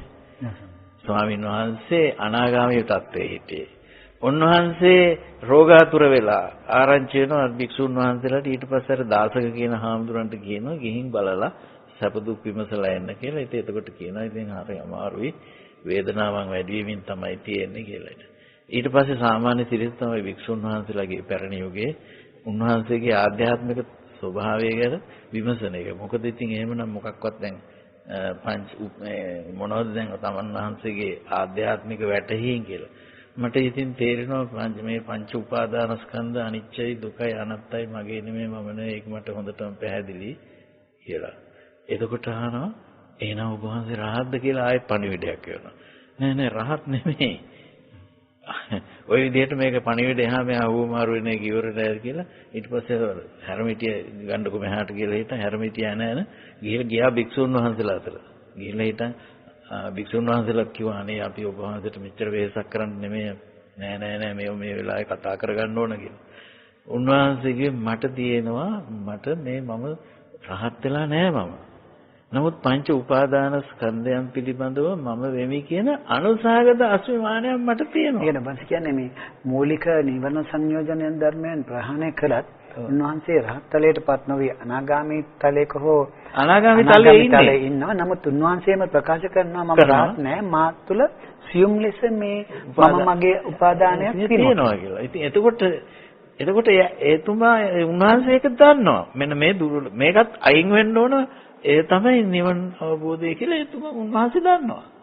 හරි වැදගත් ස්වාමීන් වහන්සේ දැන් ඔබ වහන්සේට කියන්න මම මෑත කාලීනව සමාජයේ ඔය සූත්‍රෙම ඔය කේමක සූත්‍රෙම අලලලා ඒ සේම සූත්‍රයේ තියෙන පිටුවකුත් අපි කියමුකෝ කම්පියුටර් එකේ හරි ඉදිරිපත් කරලා මේ සක්කාය දිට්ඨිය කියන එක එතනට ගෙනල්ලා සක්කාය දිට්ඨිය ප්‍රහාණය වන්නේ මෙන්න මෙතනදී කියලා මතයක් ඒ සූත්‍රේම අලලලා නමුත් ඒකේ ඔබ වහන්සේ දැන් කියන හැටියට ඒකේ වරහන් ඇතුලේ පැහැදිලිවම දාලා තියෙනවා සියුම් ලෙස කියන වචනේ අනුසහගත කියන වචනේ තියෙනවා. එතකොට දැන් ඔබ වහන්සේගේ විග්‍රහය තුළ පැහැදිලි මේ මාර්ගයේ මේකෙන මේ නාම රූප ධර්මයන් පිළිබඳ අවබෝධයට ආපු තැනත්තාට සක්කාය දිට්ඨිය ප්‍රහාණය වූවත් ඊළඟට ඔහුගේ කාමරාග පටගයන් තුනේ වූවත් මේ කියන සියුම් ලෙස පවතිනා වූ මම මගේ ගැනීමේ අස්මිමානය කියන සියුම් බව දුර වෙන්නේ නැති කියලා. එහෙනම් ඒ සූත්‍රයේ කොහෙත්ම ගැලපෙන්නේ නැහැ සක්කාය දිට්ඨිය ප්‍රහාණය සඳහා. එහෙමයි නේද? ඔව් ඒක සක්කාය දිට්ඨි ප්‍රහාණය කතාවට ගැලපෙන්නේ නැති තැනකින් නොගැලපෙන තැනකට කරුණක් හැටියට සාක්ෂි කරගෙන කරන කතාවක්. ඒක වැරදි ඒක. මොකද සක්කාය දිට්ඨි ප්‍රහාණය කියන එක සෝතාපට්ටි ඵල අවස්ථාවේදී සිද්ධ වෙනවා. සක්කාය සමුදය නොවි තියෙන. මොකද දැන් ඔතන තියෙනවනේ දැන් අපි සූත්‍ර වලින් ගත්තාම සක්කායෝති බන්තේ. ඒක සක්කාය දිට්ඨි කියලා නෙමෙයි බුදුහාඳුර අහන්නේ. සක්කායෝති බන්තේ. බුදුහාරුන් වහන්සේගෙන් අහනවා සක්කාය කියලා කියනවා ස්වාමීනි. කිංච පික්කවේ සක්කාය. කොහොමනකින්ද මේ කිත්තාවතානකෝ බන්තේ සක්කාය. කොහොමනකින්ද සක්කාය වෙන්නේ? එතකොට බුදුරජාණන් වහන්සේ පංච උපාදානස්කන්ධා තිස්ස වචනීයං. එතකොට මේ පංච උපාදානස්කන්ධය මේ උපාදාන ශක්තිය මේ අරහත් ඵලයේ දක්වාම ක්‍රමක්‍රමයෙන් සියුම් වෙවි යන එක. දැන් අපි ඔය සංයුතනිකායේ සීල සූත්‍රයනේ. සීල සූත්‍රය අරගත්තාන් පස්සේ මූලික වශයෙන් අපි දැනගන්න තියෙන විදර්ශනා විෂය තමයි මේ විඥාන නාම රූප ක්‍රියාකාරීත්වයෙන් පස්සේ මේ පටිච්ච සමුප්පාදේ අවිජ්ජා සංඛාර විඥාන නාම රූප සලආයතන පස්ස වේදනා තණ්හා උපාදාන භව ජාති ජරා මරණ මේක තමයි ප්‍රත්‍යুৎপন্ন ප්‍රත්‍ය සම්බන්ධතාව. මේ තුල තමයි අපි අනිච්ච දුක්ඛ අනාත්ම ධර්මතාවන් දකින්න ඕන කරන්නේ. මේ තුල තමයි අපිට පංච උපාදානස්කන්ධ මුණ ගැහෙන්නේ. ඒ තුල අපි ප්‍රඥාව යම් අධියරක් පිරිපුන් වෙන කෙනා තමයි සෝතාපන්න. සෝතාපන්න පුද්ගලයෙක් තවදුරටත් කළ යුත්තේ කුමක්ද? මේ කාරණය පිළිබඳවම තවදුරටත් විදර්ශනය කිරීමයි. එතකොට සකෘදාගාමි පුද්ගලයා වෙන්නේ එයා තවදුරටත් කළ යුත්තේ කුමක්ද?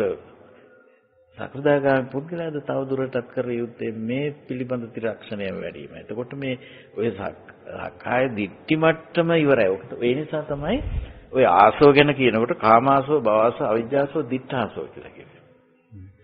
දිඨාසව කියලා කිව්වේ දිට්ඨි මට්ටම. මොකද මේ දිඨාසවය අවිජ්ජාසවෙහි අන්තර්ගතයි. මේ දිඨාසව මට්ටම තමයි කැඩෙන්නේ සෝතාපට්ටි ඵල අවස්ථාවේ.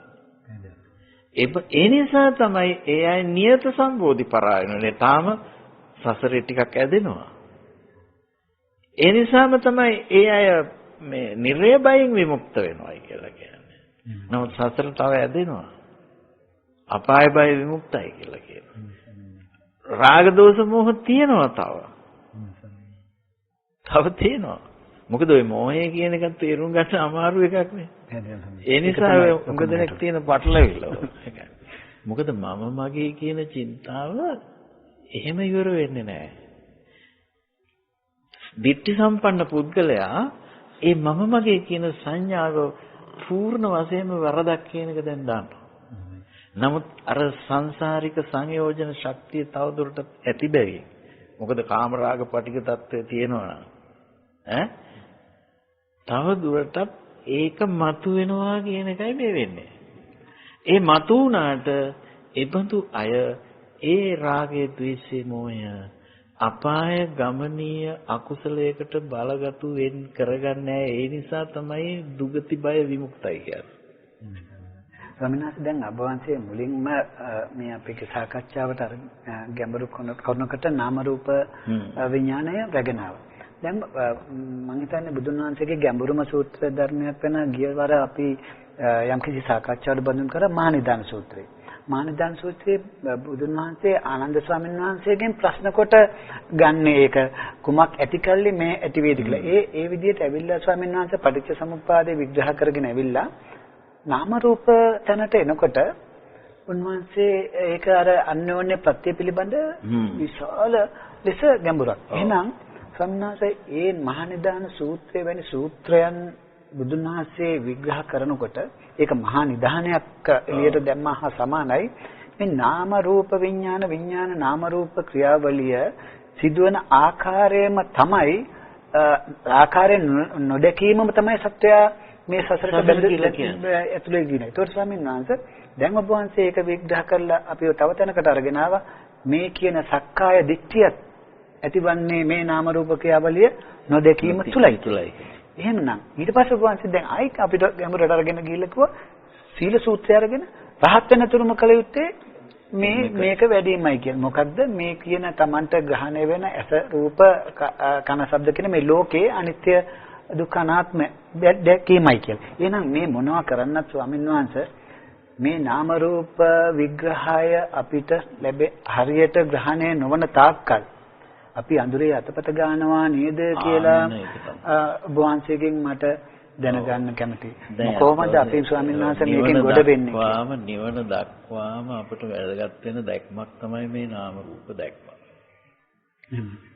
ඒ නිසා අපි බලමු අපිට තියෙනවනේ දැන් ඔය බුදුරජාණන් වහන්සේගේ දේවතා සංයුත්තේ තියෙන ජටා සූත්‍රය කියලා සූත්‍රයක් ඒ ජටා සූත්‍රයේදී දේවතාවෙක් අහනවා මේ අන්තෝ ජටා බයි ජටා ජටාය ජටිතා බලා තන්තං ගෝතම් පුච්චනේ කොයිම විජටේ ජටං කියලා නේ. එතකොට මේ ගැටලු ගොඩයි ඇතුළත පිටත. කවුද මේ ගැටලු ලියහන්නේ කියලා. ඉතින් එතනදී ඕන් අපේ බුදුරජාණන් වහන්සේ පිළිතුරු ගාථා 3ක් දෙනවා නේ. ඒ පිළිතුරු ගාථා 3 තියෙන්නේ සීලේ පතිඨාය නරෝ සපඤ්ඤ චිත්තම් පඤ්ඤාච බාය සීලේහි පිහිටා සපඤ්ඤෝ නරෝ ඒ කියන්නේ සප්‍රාඥවත් මිනිසෙක්. ඒ කියන්නේ අර සම්මාදිට්ඨිය සකස් කර ගන්නා වූ කෙනෙක් සීලේ පිහිටලා චිත්තං පඤ්ඤංච භාවයන් ඉදිරියටත් චිත්ත භාවනා හා ප්‍රඥා භාවනා හොඳින් වඩනවා නම් සමත විදර්ශනා වඩනවා.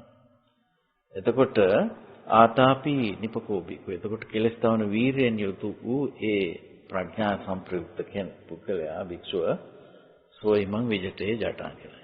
ඊළඟට සඳහන් කරනවා යේසං රාගෝච දෝසෝච අවිජ්ජාත විරාජිතා. යම් කිසි කෙනෙකුගේ රාග ద్వේෂ සහ අවිද්‍යාව ඒ කියන්නේ ලෝභ දෝෂ මෝහ කියන ආකෘතියම තමයි රාගය ద్వේෂය අවිද්‍යාව යම් කිසි කෙනෙක් ප්‍රහාණය කරනවා. එතෙන්දි මෝහය වෙනුවට උන්වහන්සේ අවිද්‍යාව කියලා දාලා තියෙනවා.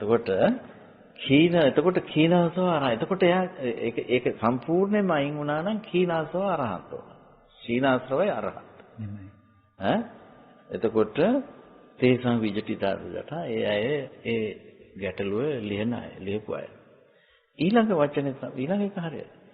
යත්ත නාමංච රූපංච අසේසං උපරුජ්ජති. යම් සමිනාත අසේසං උපරුජ්ජති. අන්න හරි. යම් තැනක මේ නාම රූප ඉතිරි නොකොට මේ ඉතිරි නොවන ලෙසම ප්‍රතිෂ්ඨාවක් නොලබනවා. ඒ කියන්නේ ප්‍රතිෂ්ඨාවකට කිසිම ඉඩක් ලබන්නේ නැද්ද? අසේසං උපරුජ්ජති. එතකොට පටිඝං රූප සංඥාච. එතන තාම පටිඝේ රූප සංඥාව. මොකද රූප සංඥාවක් ඕනමයි පස්සේට. පටිඝයක් වෙන්නේ ඒ හින්දා තමයි. එතකොට විඥාන නාම රූප කියන ටිකම තමයි මේ කියන්නේ. යත්ත නාමංච රූපංච අසේසං උපරුජ්ජති පටිඝං රූප සංඥාච එත්ථසා චිචතේ ජට. එතන තමයි මේ සියලු ගැටලු निराකරණය. ඒ කියන්නේ මේ නාම රූප පිහිටනවා නම් විඥාණය මේ සසර දිගට යනවාමයි. හරිද? වහන්සේ මේක හරිම ඔබ ගියවර අපේ වැඩසටහනදිත් ඔක කොටසක් අරගෙන ආවා. මට මතක හැටියට කේවඩ සූත්‍රයේද කොහෙද කියලා. ඔය ආකාරයෙන්ම විග්‍රහයක් තමයි එතනදී සිද්ධ වෙන්නේ නේද ස්වාමීන් වහන්සේ? ඔබ වහන්සේ කිව්වා මෙවර ඒක අපි ඉක්මන් වැඩි වුණා කියලා ඔබ වහන්සේ කියලා. මෙවර ඒක මම කිව්වේ මේ ගටිකාර සූත්‍රයේද. ගටිකාර මහා බ්‍රහ්මයා මේ කාශ්‍යප බුදුහාමුදුරන් වහන්සේ කාලේ අනාගාමී වෙච්ච කෙනෙක් නේ. එහෙමයි. එයා ඒ කාලේ අහපු බණකින් තමයි දැන් මේ කියන්නේ මේ බුදුහාමුදුරු ඉදිරියේ ඔතනක් තියෙන එහෙම තමයි. යත්තනාමංච රූපංච අසේසං උපරුජ්ජති තන්තේ ධම්මං ඉදඤ්ඤාය අචිතුම් භව බන්ධනා කියලා කියන්නේ. ඒ කියන්නේ මෙන්න මේක අපි නැවත කාගෙන් දැකීම පිණිස මතක් කරගත්තොත් අපේ බුදුහාමුදුරන් වහන්සේ ගටිකාර මේ බ්‍රහ්ම මේ ගටිකාර බමුණා මේ කුඹල් තරුණයාගේ මිත්‍රයා. එතකොට නම ජෝතිපාල බෝසතාණන්. එයා බ්‍රාහ්මණ තරුණෙක්. වංශවත් කෙනෙක් එතකොට කාශ්‍යප බුදුහාමුදුරන් වහන්සේ කාලේ. ඉතින් මේ දෙන්නගේ ලොකු මිත්‍රකමක් තිබුණා. ඒ ගැන කතන්දරේ ගොඩක් අපි කීකේ ඉන්න ඕනේ. ඊට පස්සේ ඒ දෙන්න අතරත ඇති වුණ මේ මිත්‍රත්වය තිබෙද්දී අපේ බෝසතාණන් වහන්සේ ඉතින් බුදුහාමුදුරන්ගෙන් බණ අහන්න වැඩි කැමැත්තක් නොතිබිච්ච නිසා මේක එහෙම ප්‍රශ්නකුත් එතන තියෙනවා. නමුත් උන්වහන්සේත් මහණුණාය වුණාට. දර්භයක කාශ්‍යප බුදුහාමුදුරන් වහන්සේගෙන් බණ අහන්න බලයට එකගෙන ගියේ අර ගටිකාර මෙයාව. ජෝතිපාල බණ ඇහුවා. ඒ අහපෙලායි කිව්වේ මේ තරම් බණක් අහන ඔබ මහාන වෙන්නේ නැත්තේයි කියලා මේ ගටිකාරගෙන අහනවා. මට මහාන වෙලා කරන්න විදියක් නැහැ. මොකද මගේ අම්මයි තාත්තයි දෙන්නම අන්ධයි. ඒ දෙන්න බලා ගන්න තියෙනවා. කොහොම හරි මෙයා අනාගාමී තරුණෙක්. එයා මේ ගිහින් උපන්නේ සුද්ධාවාසයේ. දැන් බුදුහාමුදුරන්ටත් උදව් කළයි කියනවනේ පස්සේ අපේ බුදුහාමුදුරන්ට. දැන් එතකොට මේ බලන්නකො මේ අපේ මම දන්නේ ඒක මොකද්ද කියලා හිතාගන්න බෑ. අපේ බෝසතාණන් වහන්සේ මේ කාශ්‍යප බුදුහාමුදුරන් වහන්සේ ළඟට බුදු වෙන්න ඉන්න එක්කෙනා කාශ්‍යප බුදුහාමුදුරන්ගෙන් බණ අහන්න අකමැති වෙච්ච අවස්ථාවක් ගැන කියවෙනවා. මම ස්වාමීන් වහන්සේ එහෙම වෙන්න ඕන. ඇයි ධර්ම න්‍යාය. උන්වහන්සේ බණ අහලා සුවන් වුණා උන්වහන්සේට බුදු වෙන්න බෑනේ. බෑනේ ඒක. ඔව් අනේක ඉතර තියෙනවා. දැන් ඊළඟ පෙරපුරණ එක්කෙනා නිසා එහෙම වෙන්න ඕන. නේද? ඉතින් කොහොම හරි ඕම් දවසක් රාත්‍රියක ගටිකාර මහා බ්‍රහ්මයා ඇවිදilla මේ භික්ෂුන් වහන්සේලා නම සුද්ධාවාසයේ උපදිනකොටම මේ මෙහෙන් චුත වෙලා උපදිනකොටම රහත් වුණා. ওই විස්තරය කියන්නේ ওই තොරතුරු කියලා යන්න යාවේ කියලා. ඉතින් එතකොට කාගේ ශාසනයද කියලා. ඉතින් මේ ශාසනය කියලා කිව්වා. මොකක්ද දැනගෙනද කියලා බුදුහාමුදුර අහනවා. ඒ මොකක්ද දැනගෙනද කියලා අහනකොට මේ කවුද මේ තාම මේ ඇවිල්ලා ඉන්නේ ගටිකාර කියලා බුදුහාමුදුරන් හොල්සියක් තියෙන නැතු ඇති. එතකොට ගටිකාර මහාප්‍රඥා කියනවා යත්ත නාමච රූපං චාස්සේ සංඋපරජිත යම් තැනක නාම රූප ප්‍රතිෂ්ඨාවක් නොලබන්නේද උපරෝධනේ වේද තන් තේ ධම්මං ඉදඤ්ඤාය අන්න ඒ ධර්මයේ මේ සසුනෙන් දැනගෙන අච්චදුම් භවබන්ධනේ සින්දාහුයි. එතකොට තමයි බුදුහාමුදුරනේ ඒ තරම් ගැඹුරු දෙයක් කියන්නේ. ඔබ කවුද? මම ඒ ගටිකාරනේ මම කාශ්‍යප බුදුහාමුදුරන් වහන්සේ කාලේ අපි දෙන්න යාළුවනේ. හරි. මම සම්මානසේ එතනදිත් භව බන්ධනයක් සිඳීම සඳහා අවබෝධයට යායුත්තේ නාම රූපයන් පිළිබඳ නාම රූපයෙන් ඒක අපරෝධනේ ඒකයි වෙන්නේ එතන. පුදුමාකාර අරහත් ඵල විඥානය කියලා අරහත් ඵල සමාධිය කියලා කිව්වහම තියෙන්නේ මොකක්ද උතන? දැන් රහතන් වහන්සේ අපි මේ ධර්මයේහි සූත්‍ර දේශනානුසාරිය මේවා කතා කරනවා මිසක් අරහත් ඵල සමාධියට ඇවිල්ලා නෙවෙයි මේ කතා කරන්නේ. ඒකත් දැනගන්න නැත්තම් ඒ වාලි ලෙඩේ නේද? මේ නමුත් අපිට තේරෙනවා මේ ධර්මයේ තියෙන අරහත් ඵල සමාපත්තියට සමවදින රහතන් වහන්සේ නාම රූප ප්‍රතිෂ්ඨාවක් ලබන. අන්නේ තමයි නාම රූප උපරෝධනය කියලා කියන්නේ. එතකොට ඒකට කියතන අවස්ථාවට කියන්නේ අපපතිට්ඨිත විඥාන කියලා. මොකද අරහත් ඵල සමාපත්තියට සම්බන්ධුනයි කියලා මැරෙන්නේ නෑනේ.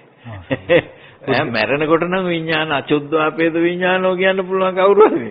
නමුත් ඒ වගේ එකක් නෙමෙයි. එතන මේ විඥාන ශක්තිය තුළ ඒ විඥානය නාම රූපේ ප්‍රතිෂ්ඨාවක් ලබන්නේ නෑ.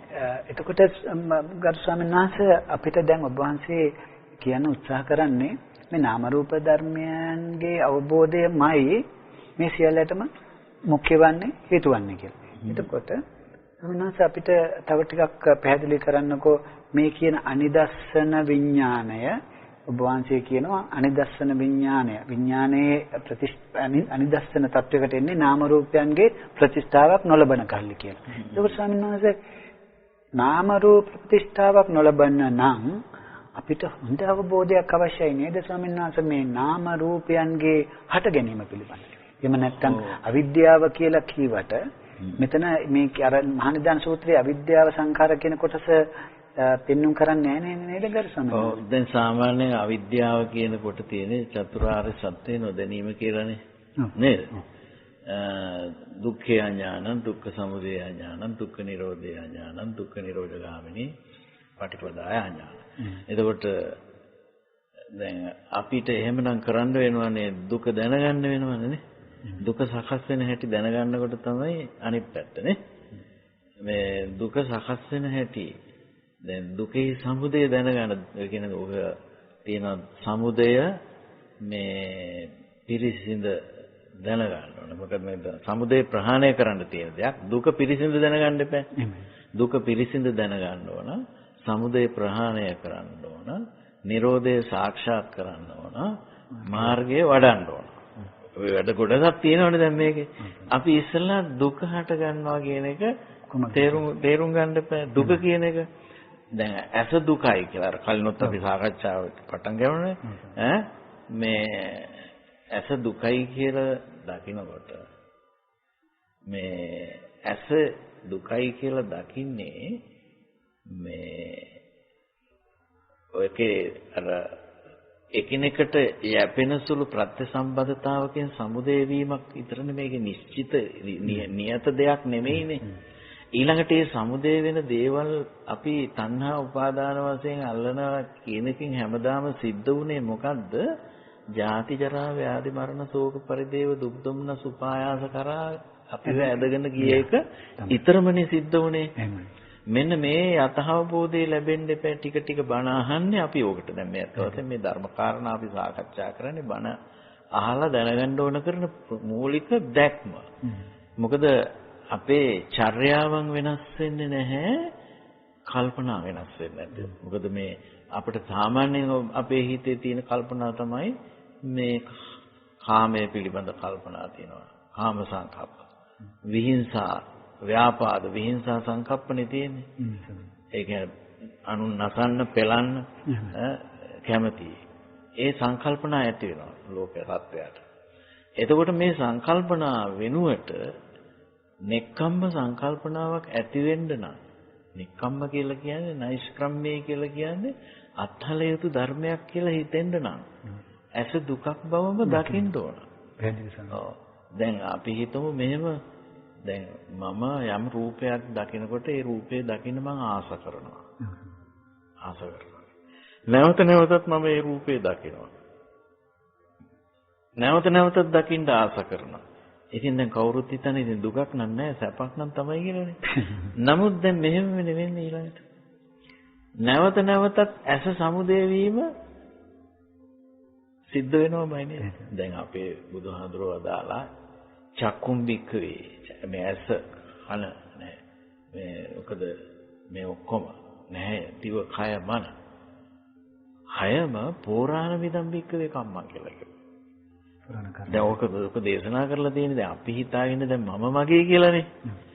නායං කායෝ තුම්මහකම්. එතකොට මේ කයත් ඔබගේ නෙමෙයි. අනෙකෙකුගේද නෙමෙයි. නාඤ්ඤේසං.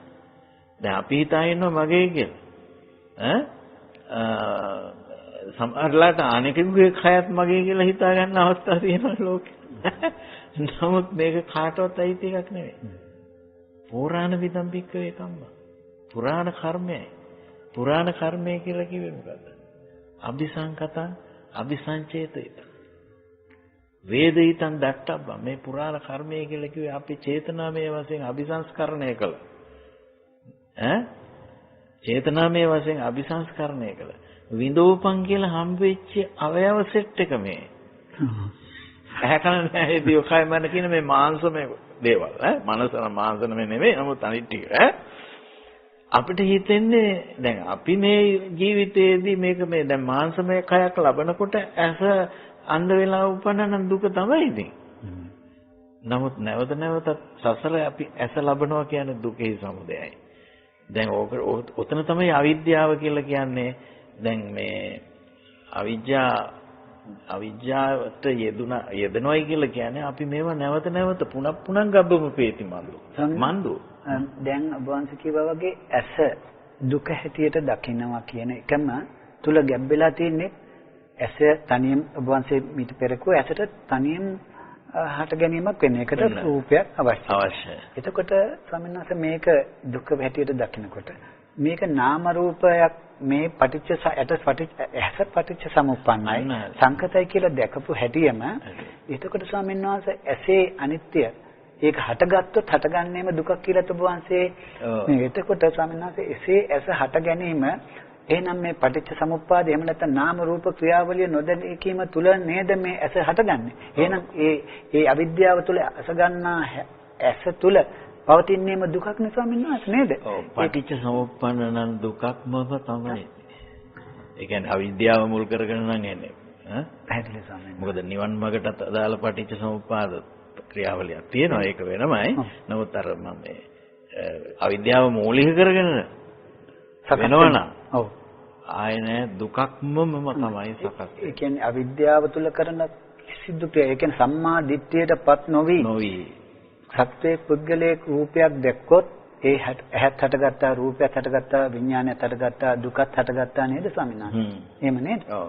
එහෙම නේද? එහෙනම් මේ ආර්ය සත්‍ය හතරේ දුකේ ඥානයක් හැටියට දකින්න කිව්වේ මේ පිළිබඳ තියෙන අවබෝධය දැකීමද නේ ස්වාමීන් වහන්සේ? මේ කෙලෙස් නිසානේ මේක සමුදේ වුනේ කියලා ඒ සමුදේ හේතු ප්‍රත්‍ය සම්බන්ධතාවම දක්වනවා. ඒ නිසා අවිජ්ජා සංඛාර විඥාන නාම රූප ආදී වශයෙන් ඔය දිගටම කතා කරපු ප්‍රත්‍යවලට පොදු නාමය මොකක්ද දුන්නේ? දුක්ඛ. එතකොට මේ ලෝකයාට දුක්ඛමේවහි උප්පජ්ජමානං උප්පජ්ජති දුක්ඛං නිරුජ්ජමානං නිරුජ්ජති කියන එක ගැන සම්‍යක් දෘෂ්ටික පුද්ගලයාට සැකයක් තියෙන්න බෑ. ඈ?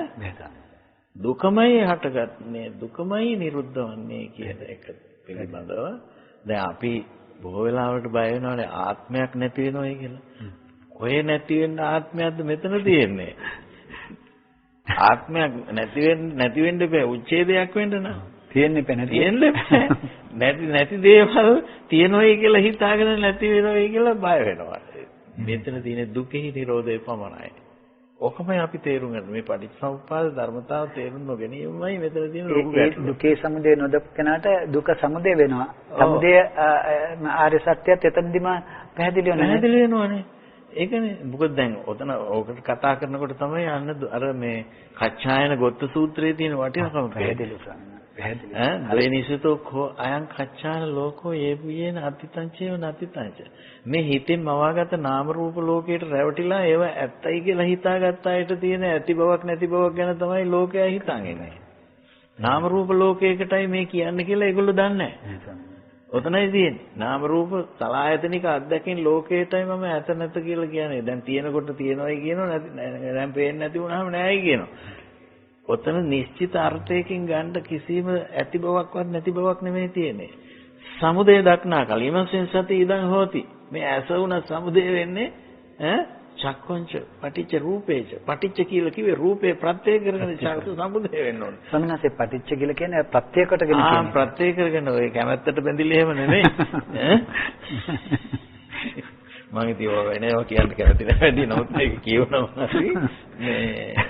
මේවල චක්කු විඥාන. එතකොට චක්කු විඥානේ තින්නම් සංගති මේ තුනේ එක් වීම තමයි මේ පස්සේ කියලා කිව්වේ. ස්වාමීන් වහන්සේ කොච්චර ලස්සනට කච්චායන ගොච්ච සූත්‍රයේ සමුදය දක්නා කෙනෙකුට එතකොට ඒක නැත කියන අර්ථය ලෝක සමුදයංචකෝ කච්චායන අතහභූතං සම්මප්පඤ්ඤාය පසුත ලෝකේ සමුදය ලෝක සමුදය කියලා කිව්වේ මේ බස්ගල් පර්වත ඇති වෙන හැටි ගැන නෙමෙයි. ඒවා සයන්ටිස්ට්ලා බලාගනි. අපි දැනගන්න ඕන අපිට මේ ආධ්‍යාත්මික සලආයතනික අත්දැකීම් ලෝකයේ සමුදය වීම. ඒ සමුදය වීම දක්නා කල්හි යාලෝකේ නතිතාසාන හොති නැත කියලා දෙයක් අර්ථේ නැති වෙන නැත යන්නක් නොවේ. එතකොට ලෝක නිරෝධං නිරෝධය වෙන්නේ මේ කොහෙවත් තියෙනවන් නායන වේවට නෙමෙයි. අපේ අද්දකින් ලෝකේ නිරුද්ධ වෙනකොට යාලෝකේ අත්තිතාසාන හොති අන්න ඇත කියන භාවිතාවට මොකක් නැතු වෙනවා. එතකොට මේකනේ මේ දෙකේනේ අපි ඇත නැත කියන ද්වෛතයක අපි දෝලණය වෙනවා. මේක තමයි තාර්කික මනසක හැටි. නිතරම අපි අර භාෂාව ගැනත් අපි කතා කළානේ. බස්වහර අපි ගත්තේ ආත්මවාදී නිසා ඇත නැත ඕක තමයි ගන්නෙ. ඇති බවද නොවේ නැති බවද නොවේ මේ ඇති බව තුල හෝ නැති බව තුල හෝ සැබෑවක් කියවෙන්නේ නැහැ කියලා දන්නේ නැහැ. එතකොට ඒ වෙන්නේ ඇයි? අන්න ඊළඟට යමු. එතන වෙන්නේ බුදුහාමුදුරන් වහන්සේ මේ ලෝකය කියන්නේ මොකද්ද කියලා එතනත් කියලා දෙනවා. උපය උපාදානාබි නිවේස විනිබන්ධෝ කෝයං කච්චාන ලෝකෝ. උපය කියන්නේ ලං වේම. අපි අර මෙන්න අරමුණක් කියලා ලං වෙනවනේ නේ. උපාදාන කියන්නේ අල්ල ගැනීම. අබිනිවේස කියන්නේ රිංග ගැනීම. විනිබන්ධෝ කියන්නේ ප්‍රතිබද්ධ වීම. අපේම මේ චේතනාමය බැඳීමක් උඩ තමයි මේ ලෝකයක් අපිට පැනවෙන්නේ. ලෝක පඤ්ඤාත්තියක් තියෙන්නේ. එතකොට එතනදී උපේ උපාදානාබිනිවේෂ පිළිබඳව කොයන් කච්චාය ලෝකෝ මේ යෙබුයේන ඊට පස්සේ එතන තියෙනවා තව එකක් ඊළඟට වෙයි. එතකොට ඔය කියන උපේ උපාදාන හරි ලං වේ උපේ උපාදානේ ඊළඟට මොකද්ද චේතනාමය වශයෙන් සකස් කිරීම ඊළඟට අර මේ අබිනිවේෂ කිරීම ඔය කියන වැඩේ කරන්නේ නැත්තම් න උපාදීත් මොකද ඒක තියෙන්නේ මෙහෙම ඒක අපි මතක තියෙන හරින් ගමත් න උපාදීති නාදිත්තාති අත්තාමේති මෙන්න මේක තමයි මේකයි අල්ලගන්න තියෙන්නේ කියලා යමක් අල්ලගන්නේ නැත්තම් එතකොට මාගේ ආත්මය කියලා ගන්න දෙයක් එතන හම්බ වෙන්නේ නැහැ. අන්න එතන තමයි දකින්නේ මොකද්ද? දුක්ඛමේවහි උප්පජ්ජමානං උප්පජ්ජති. මේ සමුදේ උනේ මොකද්ද? අපි මවා ගන්නා වූ අර කියාපු උපේ උපාදාන අබිනිවේෂ කරගන්න ඒවා නෙවෙයි. දුකයි මේ උපන්නේ. දුක්ඛමේවහි උප්පජ්ජමානං උප්පජ්ජති. දුක්ඛං නිරුජ්ජමානං නිරුජ්ජති කියලා ඒ පිළිබඳ නිරුජ්ජති තින කංකති සැක කරන්නේ නැහැ. න විචිකිච්ඡති විචිකිච්ඡාවක් නැහැ. අපරපච්චය ඥානමේ වශයෙන්ත හෝති. ඒ පිළිබඳ අනුන්ගෙන් ණයට නොගත් Tamanටම පැහැදිලි වූකමක් තිබේ. ස්වාමීන් වහන්සේ ඔය ඕකම නේද ස්වාමීන් වහන්සේ බුදුන් වහන්සේගේ තව සූත්‍ර දේශනාවක සංකීර්තේන පංච උපාදානස්කන්ධ දුක්ඛ කියලා කියන්නේ තෝර තමයි. මේ හටගන්නේම මේ පංච උපාදානස්කන්ධය තුලම හටගන්නේ දුකක්. මේ අචානගත සූත්‍රයේ තවදුරටත් මේ උන්වහන්සේ මේක පැහැදිලි කරනවා. ඒ දුක තුල දුක ක්‍රියාත්මක වෙන මිදිය. ඔය කාරණේ කියනකොට හොඳ දෙයක් මට සිහි වෙනවා මේ අපේ චන්නහාමුදුරුවෝ මොකද මේ ඒ වගේ සිදුවීනුත් කියන එක හොඳයි අර මහජනයාට අර ගැඹුරු කරුණු වලට පටලැවිලා ඉන්න වෙනස් වෙනවා ගැඹුරු දේශනා ගැඹුරු වංශයේ ගැඹුරු විග්‍රහයක් ඔබ වංශේ කරන්නේ ඒක නිසා සරල සූත්‍ර වලින් ඉතින් නමුත් මේ කච්චායනගත සූත්‍රෙත් එතෙන්ට ඈඳගත්තා ආනන්ද හාමුදුරුවෝ දන්නවනේ අපි කවුරුත් මේ චන්නහාමුදුරුවන්ට බ්‍රහ්ම දණ්ඩේ පැනෙව්වයි කියලා මේ බුදුහාමුදුරුවෝ පිරිනමන පස්සේ බ්‍රහ්මයේ ප්‍රථම සංගායනාවේ අනුතුරුව මොකද බුදුහාරුත් ඉතින් ඒක කරාට කමක් නැහැ කියලා අනුමැතියකුත් දීලා තිබුණානේ. මොකද එහෙම කළේ හාමුදුරන්ව නිරපණ්ඩ එහෙම නෙමෙයිනේ ප්‍රകൃතිමත් කරන්න. මොකද බුදුහාමුදුරන්ට ලොකුවට උදව් කළ උන්වහන්සේ සමගම මෙලොව උපන්න කෙනෙක්. උන්වහන්සේ උපන් දවසේ මේ ඉපදිච්ච අය. ඔව් චන්නවතිය. ඔව් මොකද මේ බුද්ධ කෘත්‍යයට උදව් වෙන්න ආපු අය. නමුත් අර මාන්නේ නිසා ධර්මාභූතයට යන්නේ නැහැ. ඉතින් මේ මාන්නේ නැති වෙන්න බණ කියන්නේ කියවනේ. ඉතින් මේ බ්‍රහ්ම දණ්ඩේ පැනෙන්න කිව්වනේ. බ්‍රහ්ම දණ්ඩේ පැනෙවුවෙන් පස්සේ මේ හාමුදුරුවෝ මොකද කළේ? භික්ෂුන් වහන්සේලා මාන්නේ නිසා පේනව නේද බුදුහාරු නැති වුණාන් පස්සේ මට කරපු විපත කියලා. ඉතින් එහෙම දුක්ුනේ නැහැ. එතුමන් උන්වහන්සේට පෙනුණා තමන්ගේ දුර්වලකම. මේක තියාගෙන බෑ. උන්වහන්සේ බොහොම නියතමානීව මේ විහාරෙන් විහාරයට ගිහිල්ලා ඉතුරු භික්ෂුන්ගෙන් ඉල්ල මට පිට වෙන්න මට නිවන් දකින්න කැමැත්තක් ඇති වෙන්න බණ ටිකක් කියන්න කියලා කිව්වා. ඔච්චර නියතමානී. ඒකනේ. ඊට පස්සේ ඉතින් උන්වහන්සේලා මේ ඔක්කොම අපේ අත්දැකීම් ලෝකයේ අනිච්චයි අනාත්මයි කියන එක පැහැදිලි කරා. කෙටියෙන්. හරියන්නේ නැහැ. උන්වහන්සේ තනියම කල්පනා කරනවා. මාත් ඕක දන්නවා. හරිද? ඔය කාරණේ මමත් දන්නවා. මාත් ඕනතරම් අහලා තියෙනවා.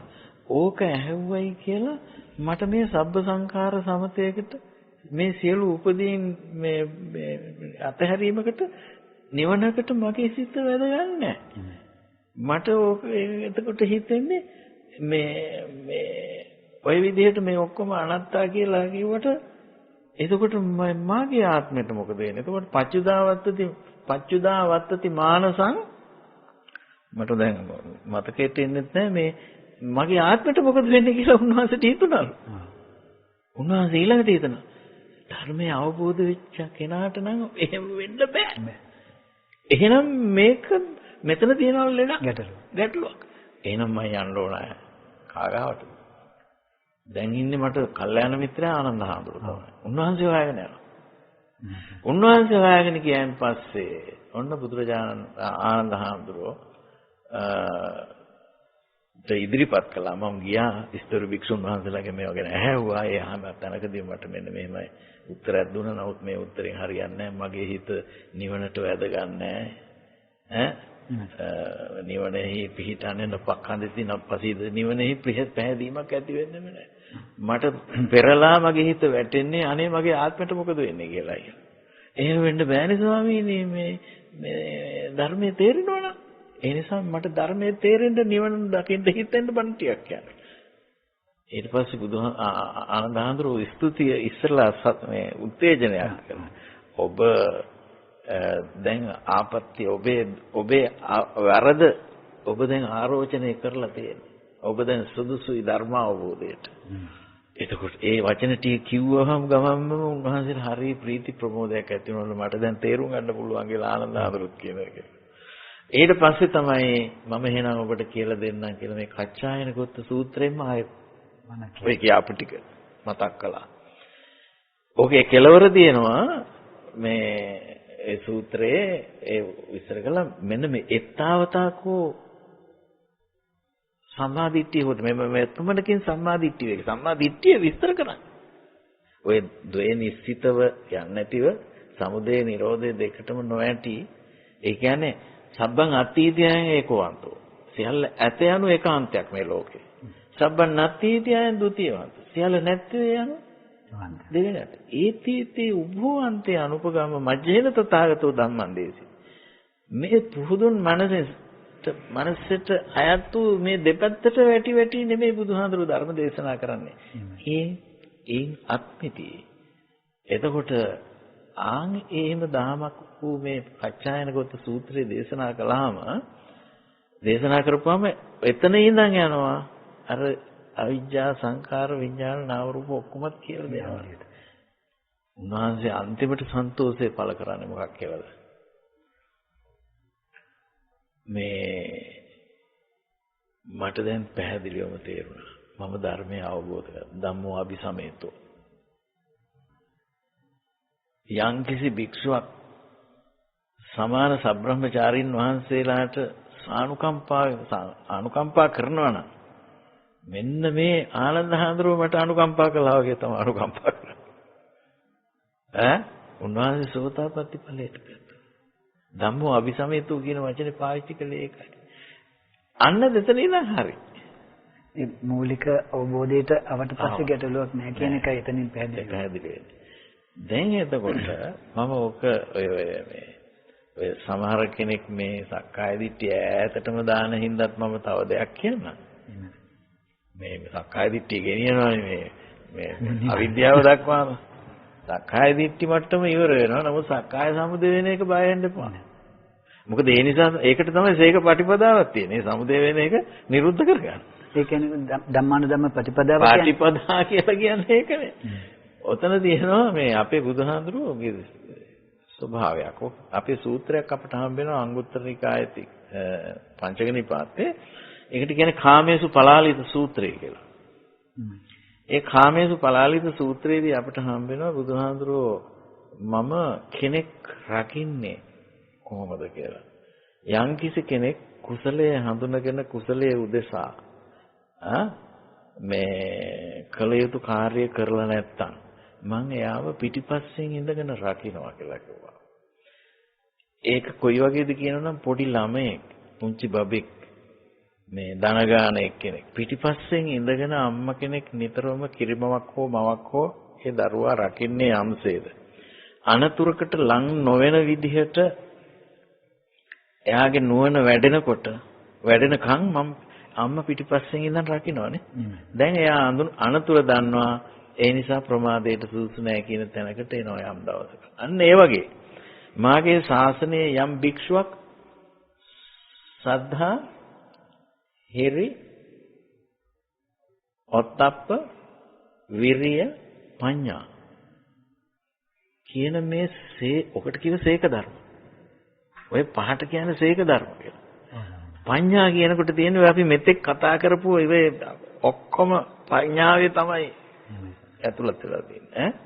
අපි මුලින්ම ඔක වචනේ සීක ධර්ම කියලා නමක් විතරයි අහලා තිබුණේ. මේ සීක ධර්ම පහ මේක තමයි. මේ ඔස්සේ කුසලයේ උදෙසා කළ යුතු කාර්ය කරලා තියෙනවනේ ඒ කියන්නේ මේ සීක ධර්ම පහ වැඩිලා නම්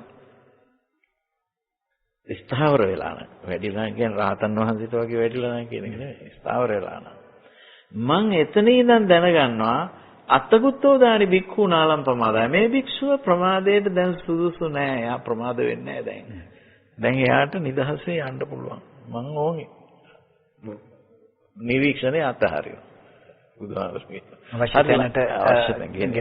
එතෙක් මම පිටුපසෙන් ඉඳගෙන මේ භික්ෂුවම රකින්නවා බුදුහාමුදුරුවෝ තාත්තා කෙනෙක් වගේ කරපු වැඩක් නෙමෙයි තියෙන්නේ කොච්චර ලස්සන උපමාවක් ඒකයි මේ වචන ප්‍රඥාව එතන තියෙන සද්ධා විරිය හිරියොත් පඤ්ඤා සද්ධාවෙන් කුසලයේ උදෙසා කළ යුතු කාර්යය කරන්න ඕන එතකොට වීරය යොදලා කුසලයේ උදෙසා කළ යුතු කාර්යයක් කරන්න තියෙනවා හිරි පාපයට ලැජ්ජාවෙන් කුසලයේ උදෙසා කළ යුතු කාර්යයක් තියෙනවා ඔත්තප්ප පාපයට බියෙන් කුසලයේ උදෙසා කළ යුතු කාර්යයක් කරන්න තියෙනවා පඤ්ඤා මේ කියපු සමුදය නිරෝධ දක්නා නුවණින් උද්‍යත්ත ගාමිනී පඤ්ඤාව මේ නිබ්බේධික පඤ්ඤාව අපි මේ ඉගෙන ගන්න මේ සාකච්ඡා කරන්නේ නිබ්බේධිකා පඤ්ඤාව ඒ ප්‍රඥාවෙන් කරියුත් කාර්යය කරනකොට අන්න එතනින් මම දැනගන්නවා මෙයාගේ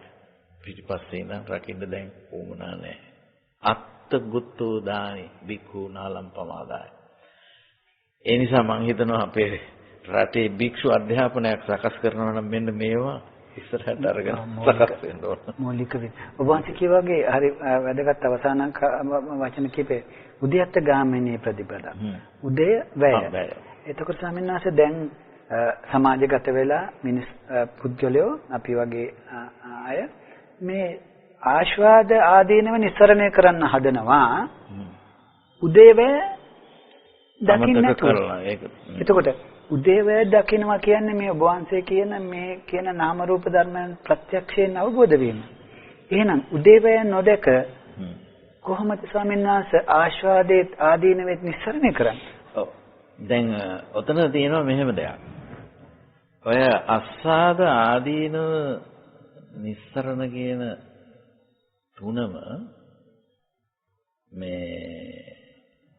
ඒ තුනෙන් විතරක් බණ කියපු තැන් තියෙනවා සූත්‍රවල. ඒක කියලා තියෙන්නේ මේකයි. සමුදය නිරෝධ දැනගෙන ඉන්න එක්කෙනාට තමයි දෙපසිත.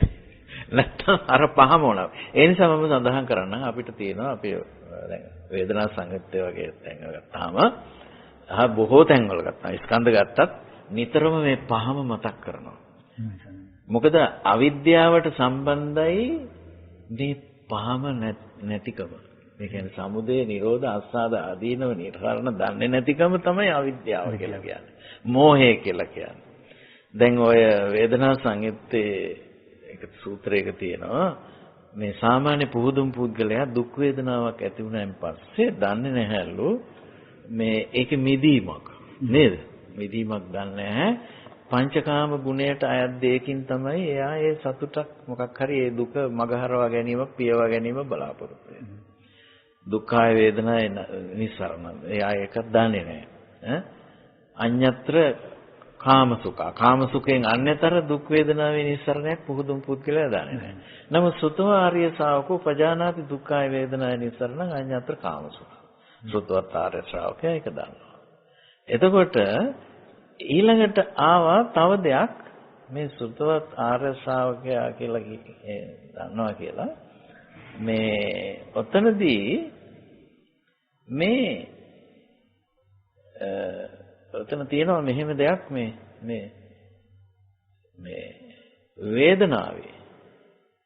වේදනාව ගැන කතා කරනකොට මෙන්න මේකයි මට පොඩ්ඩක් මූලාශ්‍රය පොඩ්ඩක් වෙනස් වෙනවා. නමුත් ඒ කාරණත් අපිට වැදගත් කාරණා ඒ කතා වුණේ මෙන්න මේ වගේ. දැන් අපි ලෝකයට ඇලෙනවනේ නේද? ඒ කියන්නේ අපේ සලආයතන අධ්‍යක්ෂින් ලෝකයට අපි ඇලෙනවා. ඒ ඇලෙන්නේ කොහොමද? සුබ නිමිති වශයෙන් මෙනෙහි කරනකොට නේද? අයෝනිසෝ මනසිකාරයේ නේද සුබ නිමිති මෙනෙහි කරන යන මෝහයත් එතන තියෙනවා ඈ. ඊළඟට අපි ලෝකෙත් එක්ක ගැටෙනවනේ. ගැටෙනකොට පටිඝ නිමිතිනේ මෙනෙහි කරන්නේ.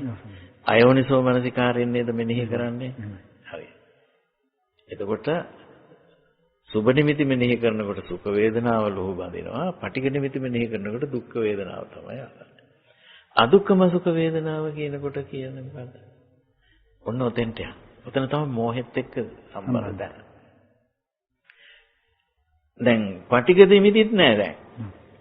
සුබ නිමිතිත් ගන්න නෑ. ඒ වුණාට අයෝනිසෝ මනසිකාරය ඉතුරුයි නේද? අයෝනිසෝ මනසිකාරය නිසා එයා දන්නේ නැත්තේ මොකද්ද? සමුදය දන්නේ, නිරෝධය දන්නේ, අස්සාදය දන්නේ, ආදීනවේ දන්නේ, නිස්සරණය දන්නේ. ඔන්න පහම හතරට තියෙනවා. එතන ඔය පහම තමයි අවිද්‍යාවට සම්බන්ධයි. මෝහය කියන්නේ. ඔව් මෝහය කියන්නේ හින්දු තමයි. දැන් ඔය මේකත් කියලා දෙන්න වෙනවා. ඔය මෝහය කියලා කිව්වයින් පස්සේ දැන් රාගය, ద్వේෂය, මෝහය කියලා අපි කියනවනේ. එහෙම නැත්නම් ලෝභය, ద్వේෂය, මෝහය කියලා කියනවනේ. දැන් සුඛ වේදනා, දුක්ඛ වේදනා, අදුක්ඛම සුඛ වේදනා කිව්වෙත් ඔය ටිකටනේ.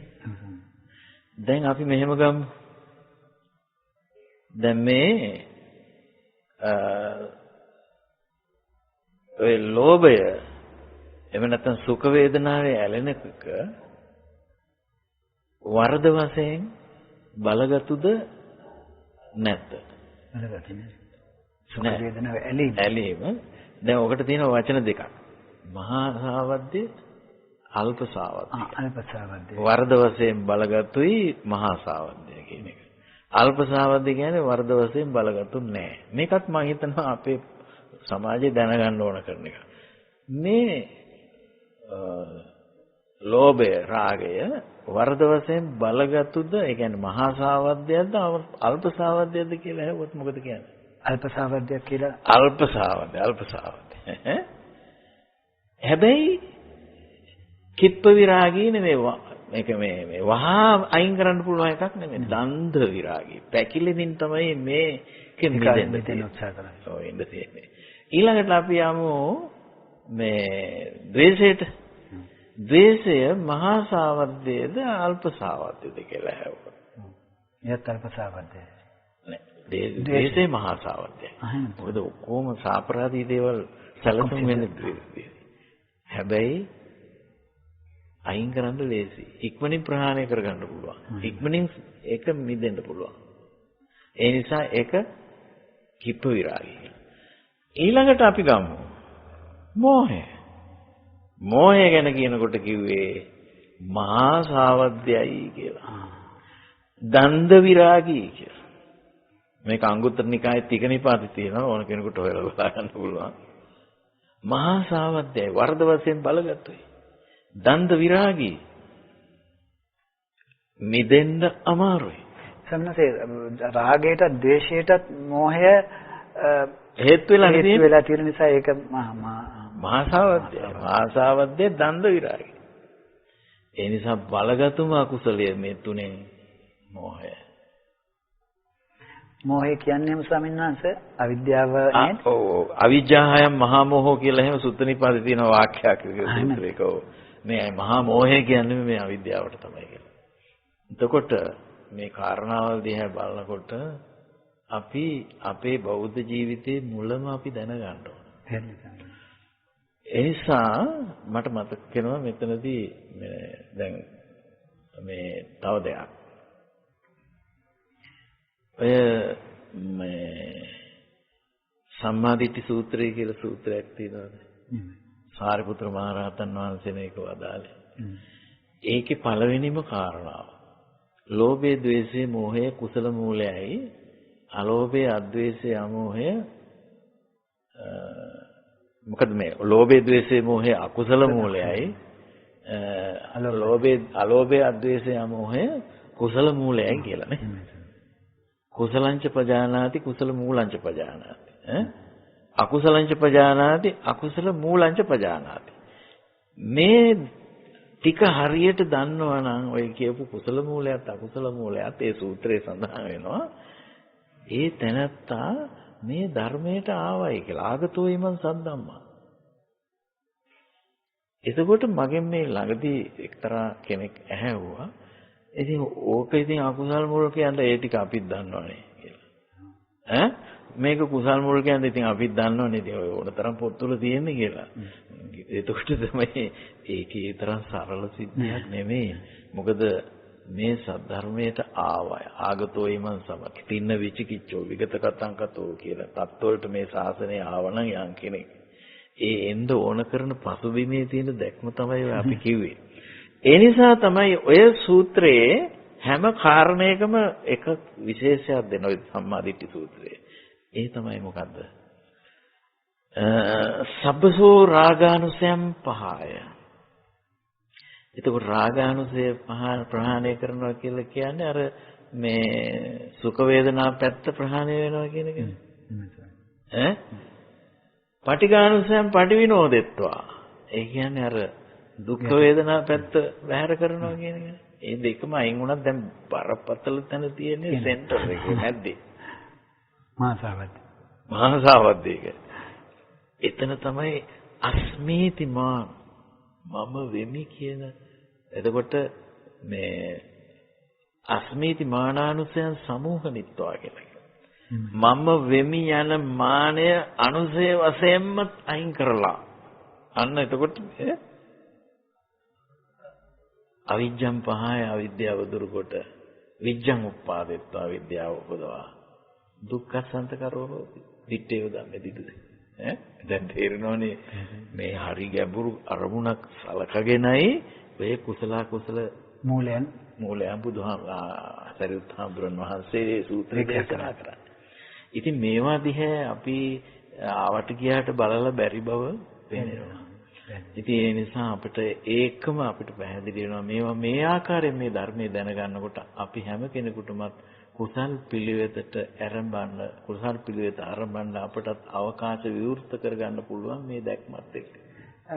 ගල් ස්වාමීන් වහන්සේ මට හිතෙනවා දැන් ඔබ වහන්සේ දැනුත් අවසන් කරපු කාර්යය අවසානයේ මහා සාවද්‍ය බව මෝහය.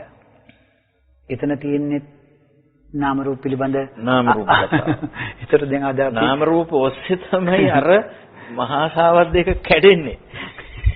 නාම රූප නිරෝධය ඔස්සේ. මේ මුළු සද්ධර්මයේම මූලිකම හරය තියෙන්නේ මේ නාම රූපක.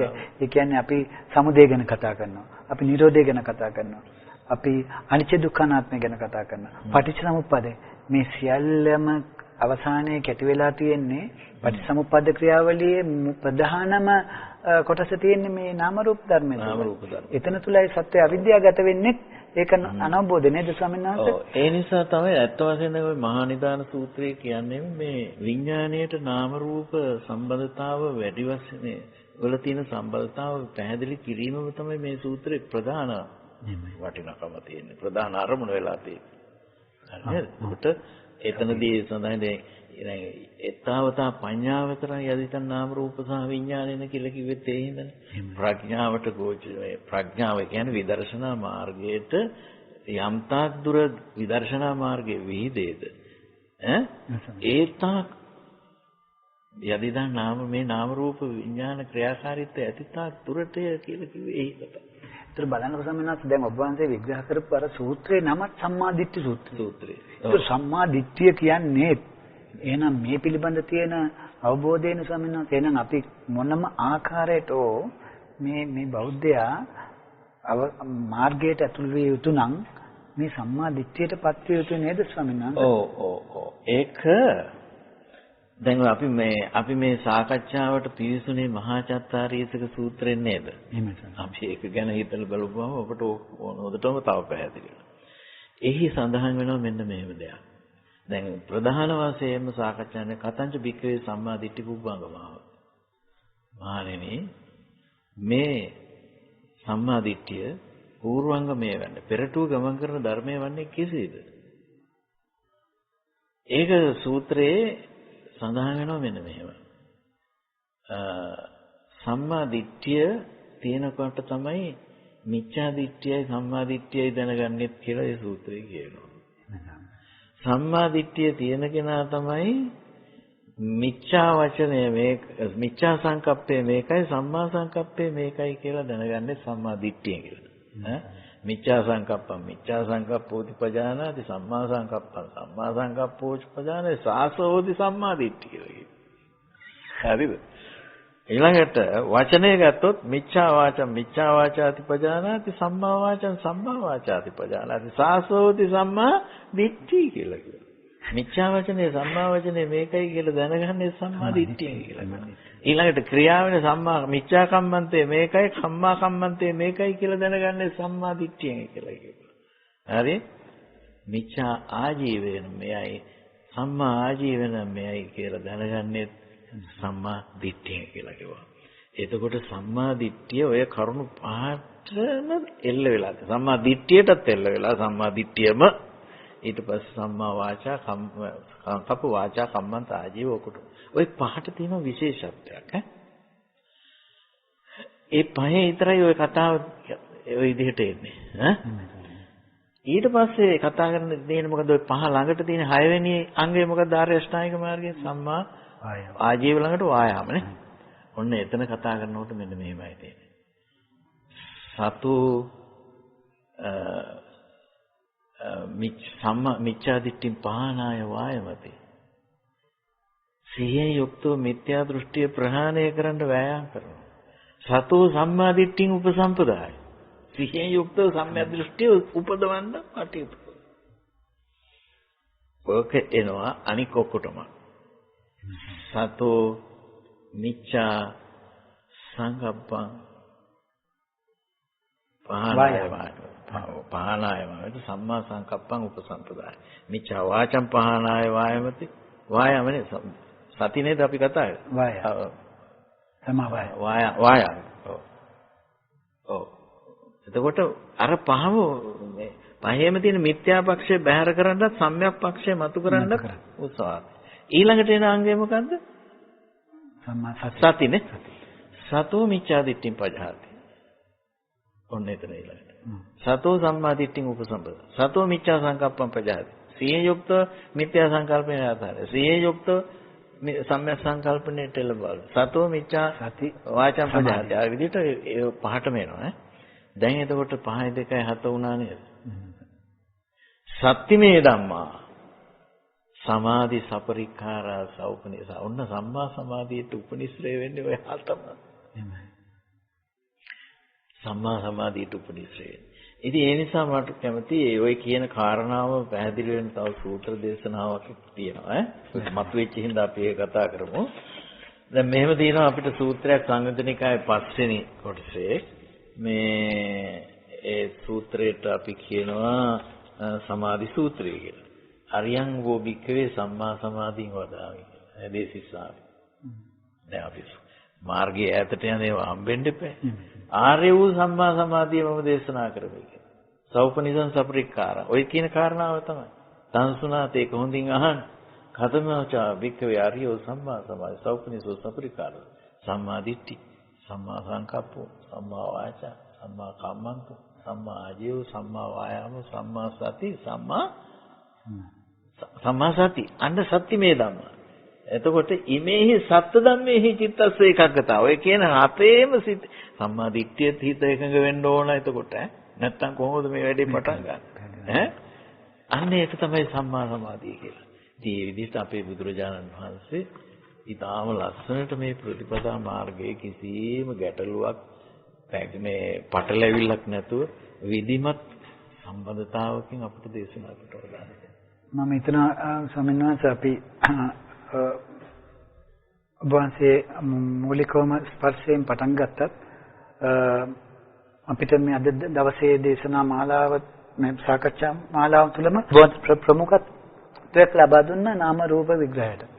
ඒක අතිශය වැදගත් කොටසකට ඔබ වහන්සේ අරගෙන ඊට පස්සේ ඔබ වහන්සේ මේකේ ගැඹුරු බව නිසා අප ප්‍රේක්ෂකයන්ට ඒකේ සරල බව පෙන්වන්න චන්න ස්වාමීන් වහන්සේට දේශනා කරපු සරල සූත්‍රات අරගෙන මම දකිනවා ප්‍රේක්ෂකයන් කොච්චර අවබෝධයට පත් විය යුතුද මේ සියල්ලම ස්වාමීන් වහන්සේ විග්‍රහ කරලා අපිට පහදා දෙන්න උත්සාහ කරේ අප සූත්‍ර පිටකයේ ඇති සූත්‍ර ධර්මයන් අනුසාරයෙන්.